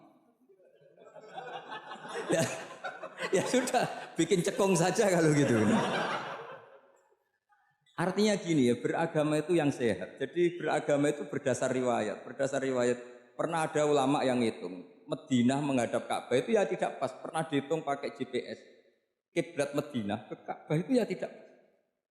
Tidak seperti yang pernah dianjurkan Kemenak. Karena apa? Agama ini ngikuti bilisanin arabiyyin. Seperti jenengan gini. Semua ini istilahnya apa? Menghadap Gus Bah. Padahal ada yang agak sana, agak sana. Semuanya ngaji sama siapa Gus? Ya sudah. Istilahnya bertatap muka. Memangnya kita benturan. Ini bahasa. Jadi seperti ini semua namanya apa? Berhadap. Padahal ada yang agak samping, agak samping. Ka'bah juga gitu. Sebenarnya tidak se-ekstrim yang dibayangkan orang-orang. Cuma kalau bisa tepat, ya kita harus tepat. Tapi tetap saja tidak perlu 16 apa? Fa'aina ma tuwallu fathamma wajhullah itu artinya menghadap. Menghadap itu menghadap arah. Makanya Allah tidak dawuh fawal liwajhaka naqwal Ka'bah tapi fawal liwajhaka syatrul Masjidil Haram. Jadi ini penting saya utarakan supaya kita familiar dengan istilah-istilah Quran.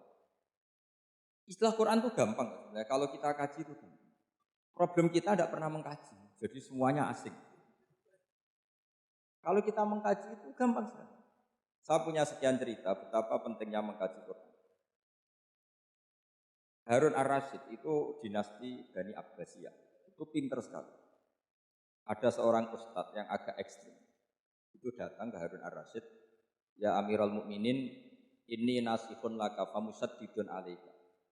Fala tajidanna alayya fi nafsika syai'an. Saya mau nasihati kamu tapi saya mohon jangan masukkan hati.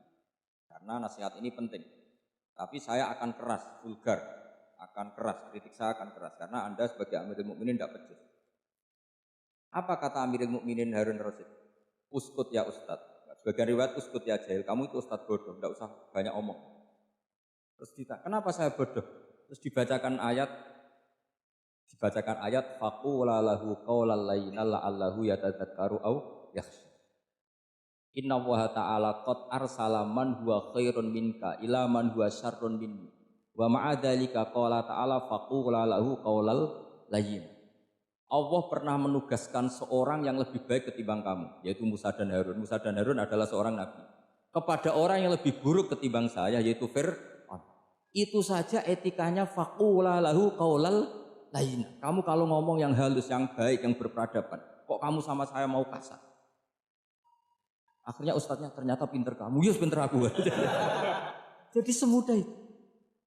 Allah itu menugaskan orang yang lebih baik ketimbang kamu, yaitu Nabi Musa. Kepada orang yang lebih buruk ketimbang saya, yaitu Fir'aun. Itu saja ada etikanya. Kok kamu sama saya mau tambah etika? Mau main kasar hanya karena kamu merasa nasihat Anda benar? Jadi gampang sekali memahami Quran. Tapi lagi-lagi memang bagi ahlinya. Tapi ini saya bantu supaya sampean jadi ahli apa? Quran. Meskipun ngajinya sebulan sekali. Sudah sebulan sekali tidak punya kitabnya, sudah. Jadi ulama dulu kalau belajar Quran itu gampang. Saya berkali-kali cerita, yang kitab saya baca di rektorat namanya Syajaratul Ma'arif. Itu kalau cerita bikin judul itu enak sekali. Babuna fil ibad di kulil bilad. Bab seseorang di mana saja hidupnya harus bermanfaat. Terus dalilnya itu hanya mengutip makalahnya Nabi Isa, wa ja'alani mubarakan ainama kuntu. Ciri utama seorang nabi apa? Saya di mana-mana adanya berkahi orang lain. Jadi berkah bagi orang lain. Maksudnya tidak jadi problem bagi orang lain. Artinya kamu hidup entah di Jogja seperti Pak Ono orang Jember, saya orang Rembang. Hidup di Jogja manfaat, di Jember ya manfaat, di mana-mana manfaat. Saya pernah di Korea seminggu ya manfaat. Saudara kita TKI yang di Korea ya manfaat, di sana bikin masjid, bikin apa. Karena ngendikane Allah menceritakan Nabi Isa siapa? Wa ja'alani mubarakan ainama kuntu. Saya adalah orang yang di mana-mana berkah. Artinya manusia eksistensinya harus seperti itu, hidup di mana saja. Gampang sekali memahami. Pernah Imam Syafi'i ditanya, kalau kamu nggak kehilangan air atau nggak ada air di satu daerah, cari-cari dulu sampai nggak ketemu. Setelah nggak ketemu air, baru kamu boleh tayam. Imam Syafi'i ditanya, apa dalilnya harus mencari dulu? Kalau nggak ada air ya langsung tayamum saja. Kenapa harus nyari-nyari dulu? Jawabnya Imam Syafi'i itu gampang sekali.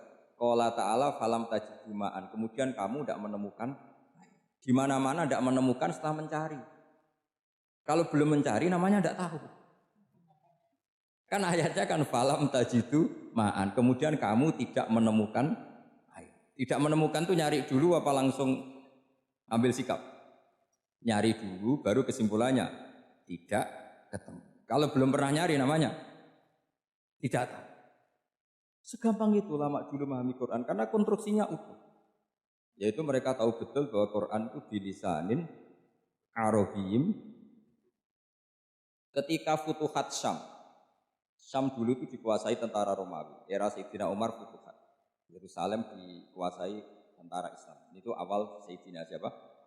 Umar radhiyallahu anhu. Ketika Futuhat mau ada pesta besar-besaran. Tapi Umar menolak.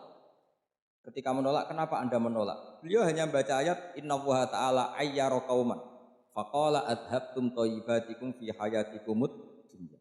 Allah itu mengkritik satu komunitas kaum yang zaman di dunia menghabiskan semua kenikmatan. Maka kita tidak perlu syukuran besar-besaran. Jangan-jangan jatah kita di akhirat kita habiskan di dunia. Itu adhabtum thayyibatikum fi hayatikumud. Semudah itu. Semudah itu ulama. Rasulullah pernah dahar, pernah makan. Makan karena 3 hari gak makan, cara Indonesia gak makan nasi, gak makan daging, sudah lama sekali. 3 hari Nabi hanya makan kurma dan air putih. Pernah Nabi gak makan roti sampai 3 hari. Kalau Indonesia mungkin gak makan nasi. Di hari ketiga, ada sahabat yang berbaik hati, Nabi disembelihkan kambing, dipotongkan kambing, Nabi disuruh dahar. Itu baru dahar setengah piring, Nabi berhenti. Ketika ditanya, setengah piring itu kan sudah kuat untuk sholat, untuk apa sudah kuat. Ditanya, ya Rasulullah kenapa berhenti? Bukankah engkau tidak makan ini 3 hari? Nabi menjawab, walatus alunna yauma idzin anin naim. Semua nikmat yang saya rasakan nanti ada pertanggungjawabannya. Makanya saya tidak ingin banyak. Wah itu kalau diterapkan di sini enggak populer.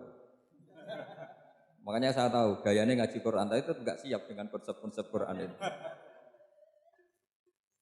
Jadi segampang itu orang dulu. Nah karena apa ya itu tadi? Mereka tahu asbabun nuzul. Quran itu diturunkan dalam konteks apa? Lafaz ini arahnya kayak apa? Mutlak muqayyadnya kayak apa? Muhkam mutasabihnya kayak apa? Nasah mansuhnya kayak apa? Nah sedikit saya cerita ini mungkin contoh terakhir supaya agak lama-lama. Nanti bingung kalau lama. Yang bingung ya saya. Bingung cara memahamkan. Jadi kalau guru itu kan bingung cara memahamkan, kalau murid bingung cara memahami. Gak tahu tingkat kebingungannya sama. Kalau guru itu bingung cara memahamkan. Kalau murid bingung cara. Jadi ini pertemuan 2 kelompok bingung. Yang satu bingung cara memahamkan, yang satu bingung cara. Kalau orang ekstremis bingung cara merusak suasana. Nah itu gak benar itu. Ada loh. Rasulullah itu Nabi, itu paling pusing yang ngadepi orang-orang yang ekstrim. Karena apa? Cara berpikir itu lompatannya itu enggak tertib. Jadi Nabi itu cara berpikir itu kecerdasan nubuah. Sementara orang ekstrim cara berpikir itu kecerdasan nafsu, bukan kecerdasan manusia. Kalau manusia masih baik nafsu. Misalnya begini, kalau dalam tradisi nubuah itu, saya dengan Pak Anu berteman lama, mulai tahun 2000 berapa. Itu kalau Pak Anu bertamu ke saya, harusnya tidak usah tak kasih makan, karena sudah dekat. Tapi kalau kenalan baru itu dikasih makan, disangoni. Jadi Nabi itu perilakunya agak unik. Akhirnya ada orang yang cara berpikir itu dangkal. Ya Rasulullah ini tidak fair. Yang iman lama tidak diservis, yang iman baru diservis. Cara berpikir Nabi begini. Orang Ansor itu kan sering memberi Nabi. Perjuangannya Nabi ditopang orang apa? Ansor. Donatur lah, kira-kira orang Ansor itu donatur. Donatur itu keren. Karena donatur itu artinya al-yadul ulya khairum minal yadis. Sehingga ketika Nabi sudah menguasai negara, menguasai Mekah Madinah, sudah futuhat. Itu orang Ansor tetap nggak diservis. Yang diservis Nabi itu orang-orang baru masuk Islam, disebut wal mu'allafati qulubuhum atau Islam mu'allaf. Ada 1-2 orang yang protes, tentu yang nggak pinter. Tukang protes pasti tidak pinter. Wong iskal-iskalnya sendiri, otaknya nggak sampai-sampainya sendiri, orang lain disuruh jawab. Makanya di sini tidak ada tanya jawab, nanti iskal-iskal kamu sendiri, bingung-bingung kamu sendiri, saya disuruh jawab. Berarti Gus Pak gak mau ditanya, ya memang gak mau karena tadi jawab sendiri aja, nanti pinter sendiri, kapan-kapan pinter sendiri. Akhirnya tanya begini, cara tanya gini, ya Rasulullah, ini gak fair. Orang sudah Islam lama setelah negara terbuka milik Anda, setelah kita menang, setelah kita menguasai negara, tidak kamu servis. Sementara yang baru Islam kamu, Nabi itu bertanya senyum-senyum, rileks saja. Lama-lama tambah ekstrim pertanyaan. Kata Umar, ya Rasulullah saya beri izin untuk membunuh orang ini. Umar itu pikirannya karena mangkel Nabi. Nabi jangan. Kalau kamu bunuh nanti apa kata orang banyak? Inna Muhammad dan yaqulu ashabah. Dikira Muhammad membunuh sahabatnya sendiri. Nabi masih mendengar. Komplainnya masih mendengar. Lama-lama Nabi memberi penjelasan. Kamu ini orang Ansor. Kamu biasa memberi saya, memberi dana perjuangan. Memberi itu hebat. Saya tidak ingin menurunkan grade Anda, grade sebagai pemberi, berarti kelasnya elit, sekarang menjadi penerima. Itu tidak bagus. Itu betapa Rasul ini namanya kecerdasan nubuah. Kalau orang biasa memberi, biar memberi saja. Supaya dia tetap heroik, tetap patriotik, tetap keren, karena mentalnya Jangan sampai dari mental memberi, kemudian mentalnya peminta. Jadi kalau Pak On jadi tim suksesnya Pak Jokowi itu ya tidak minta-minta. Kalau dulu kampanye ya kampanye saja. Biar memberi terus gak pernah minta, meskipun akhirnya ya gelong.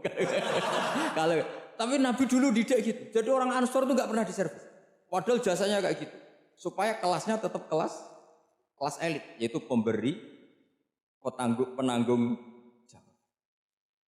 Nabi gak ingin orang Ansor turun grade menjadi penerima. Orang-orang yang cerdas nubuah menerima konsep Nabi seperti itu. Tanya sama Pak On, saya dan ikut terjemahan UI itu puluhan tahun sama Pak. Itu beliau ke kontrakan saya ke rumah beliau. Itu tidak pernah berharap. Saya sangat tertutup. Bukan apa-apa ya, kalau ingin memberi saja. Kontribusi saya pada Al-Quran. Saya tidak kepikiran mendapat. Supaya heroik. Tapi orang-orang yang cerdas amatir tadi, ini gak fair. Wong yang memberi lama kok dapat servis sedih. Sekarang itu problem zaman akhir sudah mulai seperti itu. Nah, orang ini namanya Dzul Khuwaisirah. Ini yang nanti punya anak turun Khawarid. Khawarid itu orang yang ibadahnya hebat, tapi cara berpikir dengan buah salah. Orang lagi Khawarid itu orang yang ibadahnya hebat, tapi cara berpikir nubuah salah. Nubuah itu unik. Nubuah itu cara berpikir tadi. Apa ya? Melihat sesuatu yang benar biar benar terus. Yaitu tadi, mental memberi itu ya biar memberi terus, tidak usah di-share. Maka ketika Abu Bakar jadi khalifatul Rasulullah, itu ada sistem kepegawaian. Itu gajinya Umar yang sudah Islam lama, gajinya Abu Bakar yang sudah Islam lama. Itu sama Abi Sufyan sama, padahal Islamnya Abi Sufyan baru setelah Fatih Mekah, kira-kira baru setahun. Terus diprotes sama orang-orang, ini Islam lama kok gajinya sama Islam yang baru setahun kok sama. Kata Abu Bakar, fadhailuhum indallah, mereka punya kelebihan Islam lama itu indallah, nanti balasannya biar surga. Kalau di dunia sesuai profesinya. Artinya profesi kalau penjaga kantor ya berapa, kalau dosen berapa, pokoknya ya sudah. Dan itu diterima oleh sahabat, semuanya nerima konsep itu. Era Umar agak dibalik. Abu Sufyan kira-kira gajinya 1 juta, yang lainnya yang menangi Nabi mulai awal gajinya 10 juta. Ditanya, ya Umar, kenapa ini jadi dirubah seperti kebijakan Abu Bakar, tidak seperti Abu Bakar? Jawabnya Umar lucu. Fawwah la usawwi baina man qatala Rasulullah wa baina man qatala ma'a Rasulillah. Demi Allah saya tidak akan pernah menyamakan orang yang dulu merangi Rasulullah yaitu Abu Sufyan dengan orang sing selawase dari anak Rasulullah yaitu Sayyidina Ali dan sebagainya. Ini penting. Artinya ketika gajinya orang saya seperti Ali radhiyallahu anhu itu tinggi itu bukan karena lamanya Islam, tapi karena lamanya iman.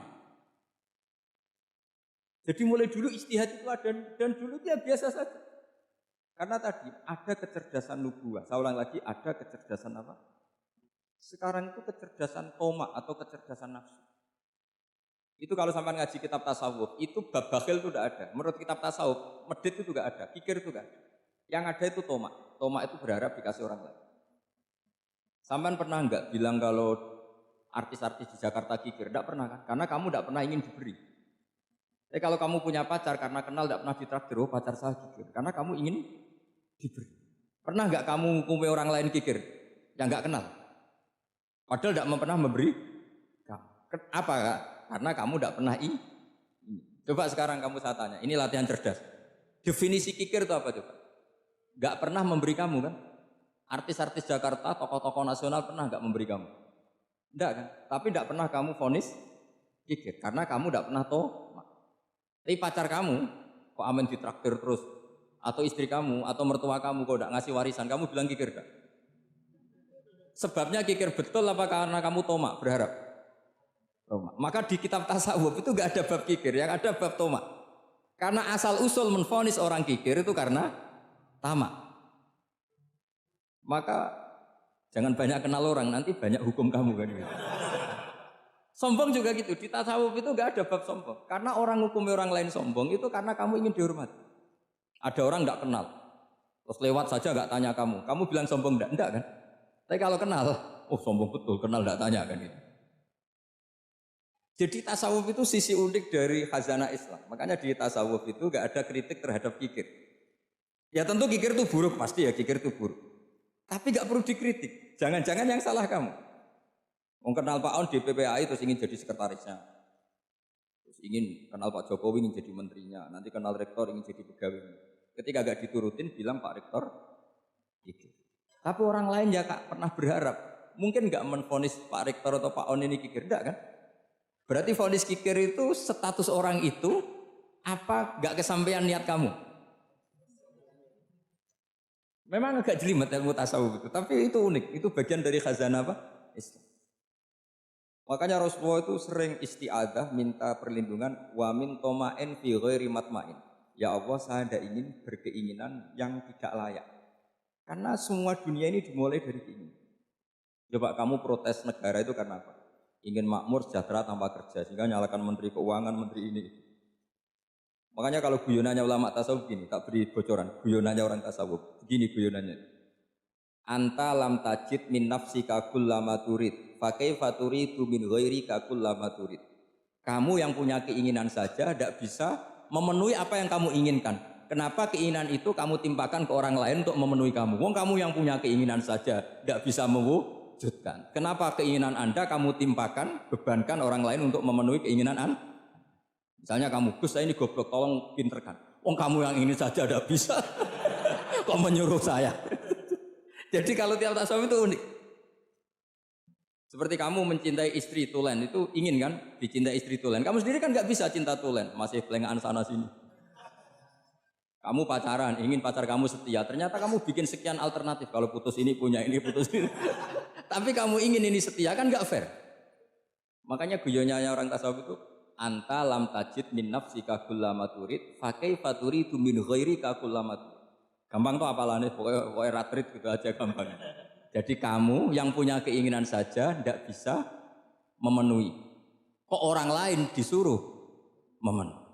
Sehingga orang tasawuf itu malu betul. Misalnya saya kok ingin Pak On takdim sama saya itu kurang pegawai. Kalau saya ingin ditakdimi saya menakdimi diri saya sendiri.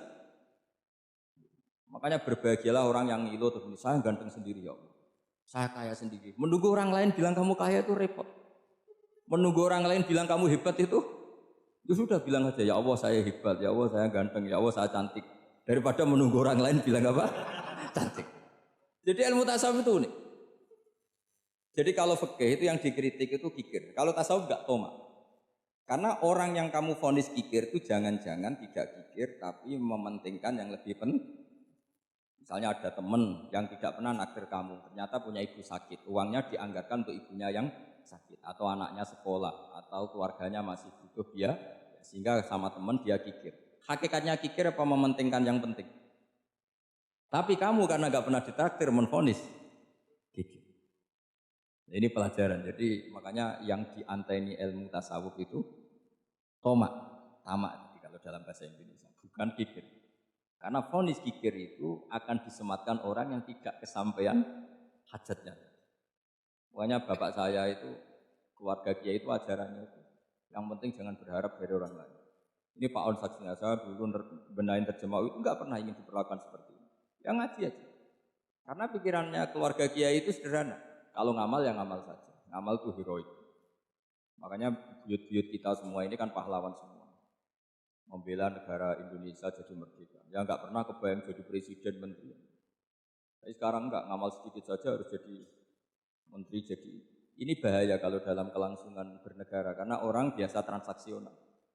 Awal negara ini dibangun berdasar heroik bukan berdasar apa? Transaksional. Tapi sekarang orang akan membiasakan itu apa-apa itu transaksional. Ini tidak bagus untuk kelangsungan bernegara. Apalagi kelangsungan beragama. Sehingga seperti saya ini masih punya desa-desa binaan di Sragen, di pedalaman Papua sekalipun. Saya punya santri banyak di Papua. Itu kalau cerita itu unik-unik. Itu mau Jumatan, itu nggak ada orang 40. Sudah datang setengah 12, itu datangnya 3 jam. Di situ mau ketemu santri 3. Semua, karena ya akhirnya mereka tanya gini Pak. Pertanyaannya itu lucu. Gus, boleh nggak Jumatan orang 3? Secara fikih Syafi'i kan harus orang 40. Kemudian mereka tak bilang buat sholat duhur saja. Mereka nggak mau. Wong Jumat kok duhur. Harinya kan Jumat. Masa sholatnya? Sehingga kita yang jadi kiai akhirnya nyari fikul madzhabil arba. Nyari fikih madzhab.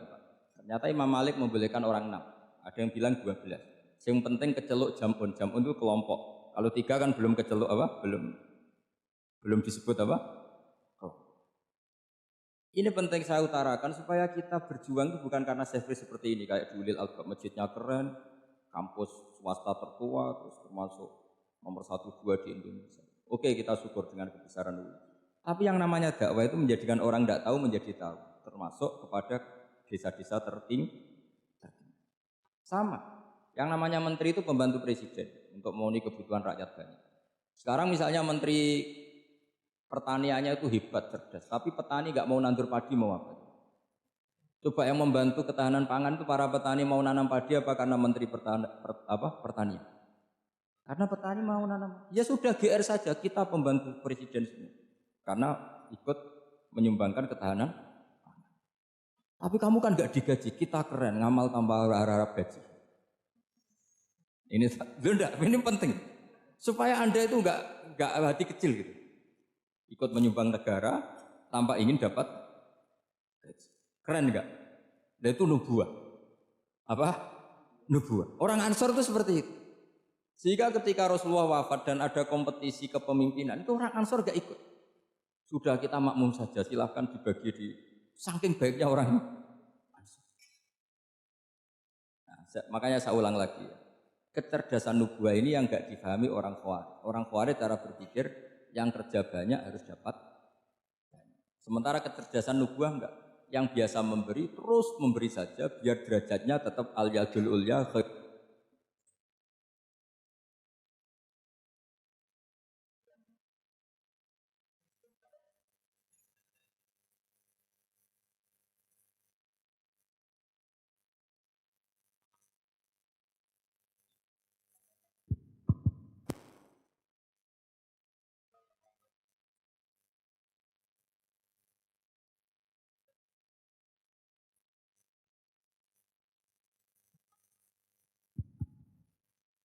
Bismillahirrahmanirrahim. Ini saya baca supaya dapat berkahnya ulama-ulama dulu karena ini dikarang oleh ulama yang dipakai rujukan seluruh dunia.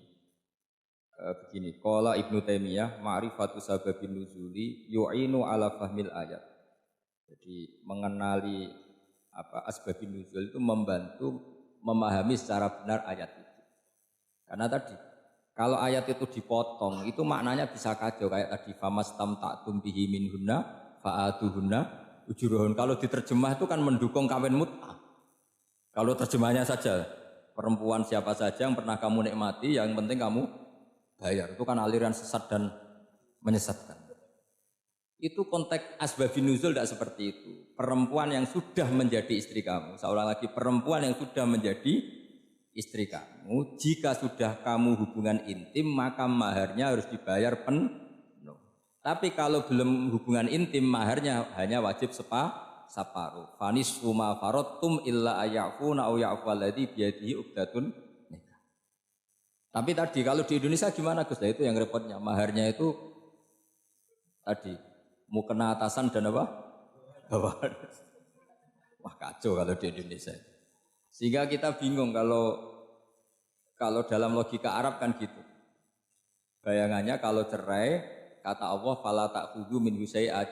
Harta yang sudah kamu berikan ke istri jangan diambil lagi. Sampai dilarang ngambil tuh karena jumlahnya banyak sehingga kepikiran ngambil. Kalau di Jawa nggak usah dilarang sudah tidak akan ngambil karena rukuhnya sudah.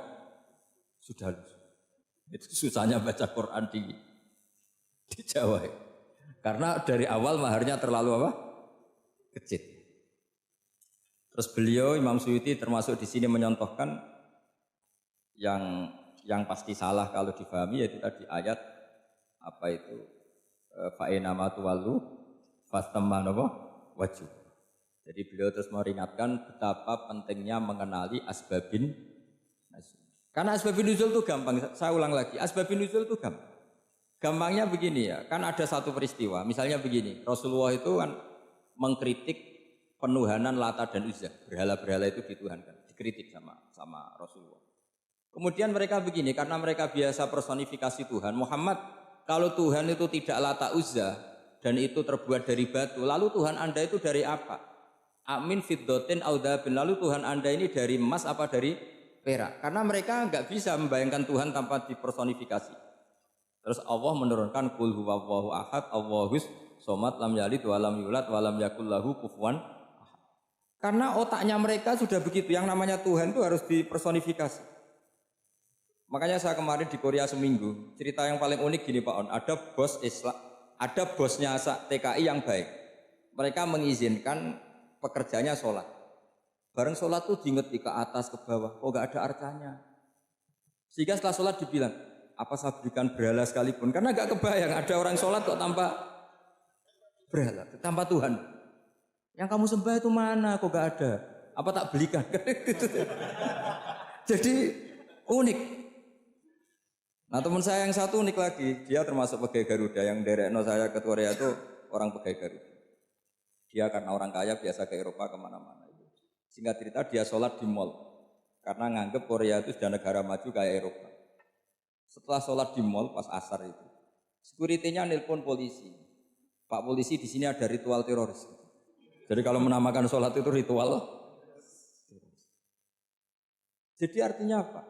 Ritual-ritual yang kita lakukan itu macam-macam cara pandang. Orang ateis itu kan Cina kan Korea itu kan ya Cina lah, Korea, Jepang, RRC itu kan sipit ini.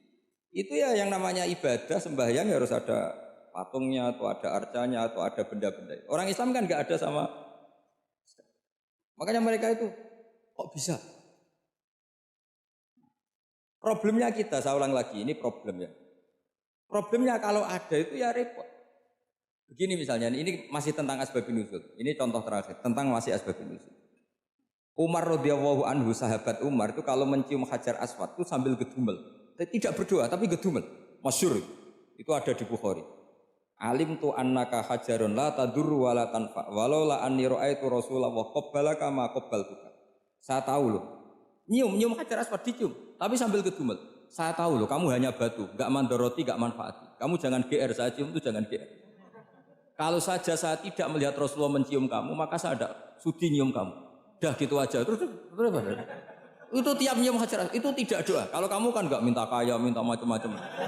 Kalau Umar malah gitu. Nah, kenapa demikian? Itu ada asbabun nuzulnya. Umar itu saksi sejarah. Ketika Rasulullah Fathi Mekah, Nabi kan tawaf terus mencium Hajar. Itu di belakang masih banyak orang kafir. Kebetulan Umar masih di sana. Sudah Islam Umar, tapi dia di belakang. Dengar orang-orang kafir, Muhammad itu tua aneh. Katanya melarang nyembah batu. Ternyata dia nyembah batu. Jadi Nabi nyium Hajar Aswad itu dikira nyembah. Katanya ngelarang nyembah batu, tapi dia kok nyembah. Karena Nabi mencium Hajar Aswad. Nah, karena untuk menghilangkan stigmasi itu, Umar tiap nyium Hajar Aswad itu ngomong gitu. Andai kan ada sound system, mungkin jadi sound system. Supaya jelas bahwa penciuman ini bukan karena menyembah.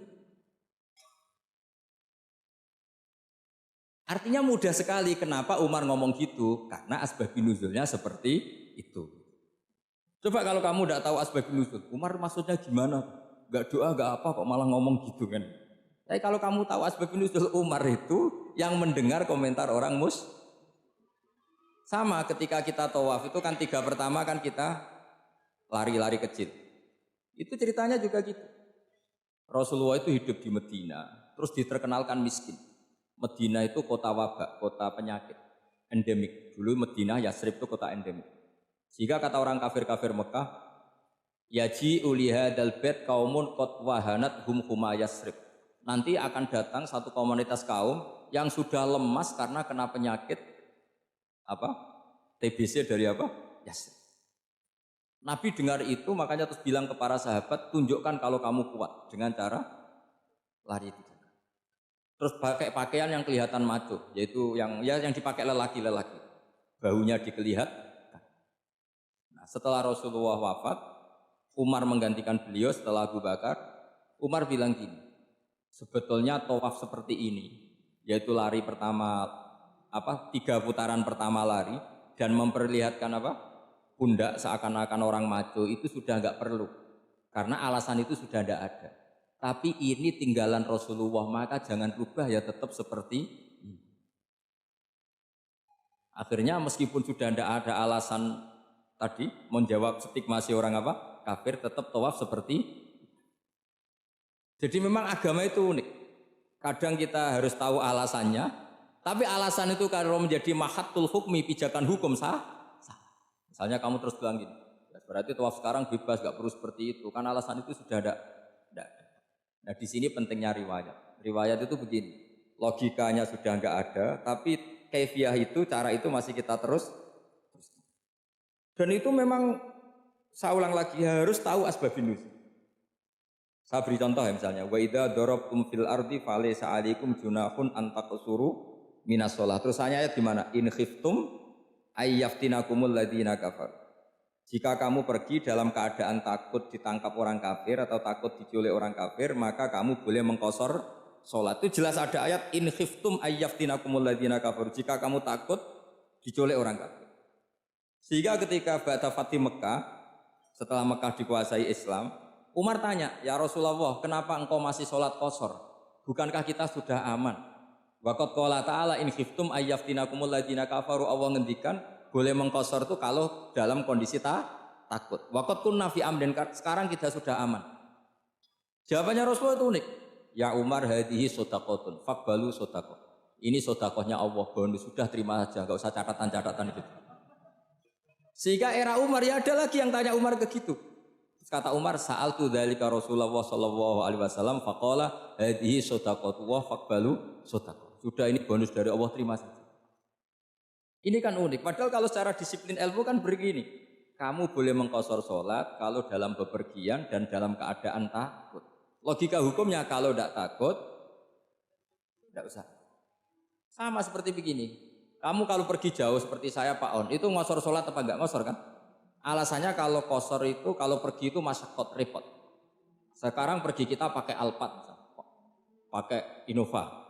Bawa uang, disupirin, itu masyakot enggak? Enggak kan? Tetap boleh jamak enggak? Boleh. Sebenarnya kamu jamak itu karena pengetahuan hukum apa karena enak jamak? Kalau alasannya masyakot kan sekarang sudah ada, nggak repot. Ya sudah pakai hadis tadi, ini hadiah, terima saja. Jadi makanya agama itu riwayat. Tapi ada saja ulama yang agak balelo. Agak balelo gini, banyak juga ulama misalnya duwe gawe, ibunya sakit terus ribet jamak sholat. Kenapa? Ribet ngurmat ibu. Makanya ada saja kiai yang duwe gawe mantu itu terus jamak sholat, tapi jangan ikuti. Tapi ada saja karena alasannya jamak itu karena apa? Repot. Ya ada saja, tapi ya jangan gitu. Cuma saya ini cerita yang analisis hukum itu memang agak-agak unik. Jadi tadi kadang Nabi itu ditanya, ya Rasulullah kita dulu boleh jamak qasar ini kan karena in khiftum ayyaftinakumul ladzina kafaru, takut diancam orang kafir. Sekarang aman, kenapa tetap jamak? Jawabnya Nabi, ini hadiah, terima. Ya ada sahabat yang bantah, kenapa Nabi? Allah itu zat yang baik, kalau sudah ngaji bonus nggak pernah ditarik lagi. Makanya Nabi kalau berdoa itu unik, ya siapa yang disiksa di dunia karena dosanya, fawahu akramu min ayyus sanniya uqubatahu fil akhirah. Kalau ada orang salah, kalau di dunia sudah dikasih sanksi, Allah itu lebih mulia untuk mengulang nanti di akhirat. Akram itu Allah terlalu mulia, maksudnya orang kepikiran, wis males ya selesai, tidak akan di. Kalau sampean kan enggak, masih ingin lagi. Jadi itu cara berpikir nubuah. Jadi berpikir nubuah itu beda. Ada orang pas sujud diinjek sama orang fasik. Diinjek, kemudian si yang sujud tadi, wallah la yaghfiru wa laka, demi Allah tidak akan ngampuni kamu. Itu langsung Allah memberi wahyu sama Nabi di zaman itu. Bilangin yang sedang sujud itu, dia harus minta maaf sama saya, kata Allah. Mangdalladzi ta'ala ala fulan, dia bersumpah bahwa Allah tidak akan memaafkan orang itu harus diralat. Nabinya iskal, kenapa ya Allah? Yang Tuhan itu saya ini punya sifat dua, bisa menyiksa dan bisa memaafkan. Kenapa dia milih sifat saya satu tidak memaafkan? Akhirnya apa? Orang yang nginjek tadi sama Allah dikasih tobat dan jadi orang soleh. Jadi itu makanya kamu nggak boleh jadi orang ekstrim nyifati Allahnya satu. Nggak boleh, Allah tetap bisa yaghfiru liman yasha wa yu'adzibu man yasha. Sifatnya Allah dua ya tetap dua, nggak boleh kamu pilih satu. Misalnya kamu kan biasanya gini, yang ghafur untuk kamu, yang sadidul uqab untuk orang lain. Mesti kelakuannya sampean kan begitu.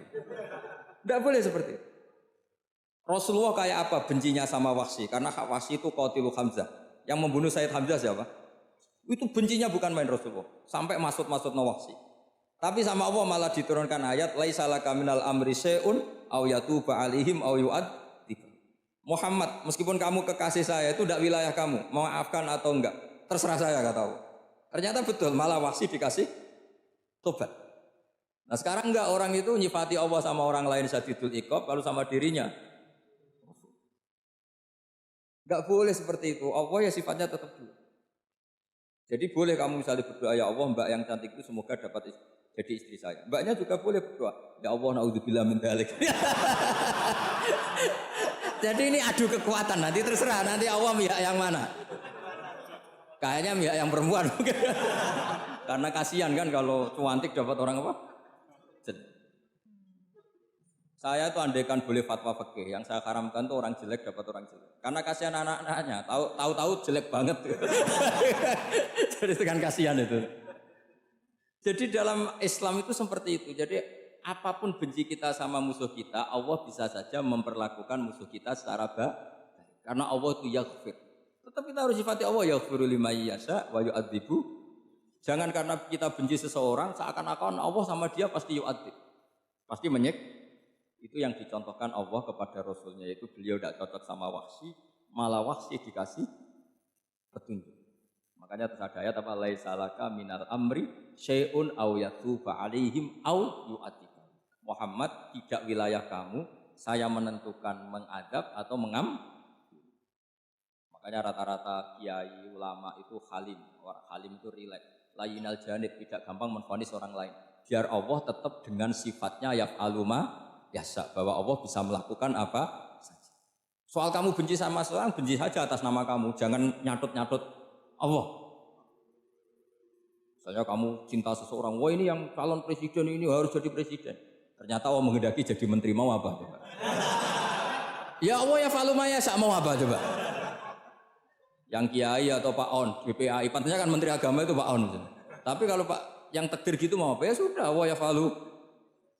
Santai aja. Itu rileksnya ahlul ilmi ya sudah santai saja. Ini negaranya Allah, ini kerajaan Allah, ini buminya Allah, ya Allah biarin ya falu. Mas, jadi Tuhan Allah kamu yang repot. Kira-kira jadi Tuhan itu Allah kamu yang repot. Ya Allah biar tetap ya falu. Mayasa Allah boleh yaghfir lima yasa wa ya'tibu mayasa. Saya kira demikian. Assalamualaikum warahmatullahi wabarakatuh.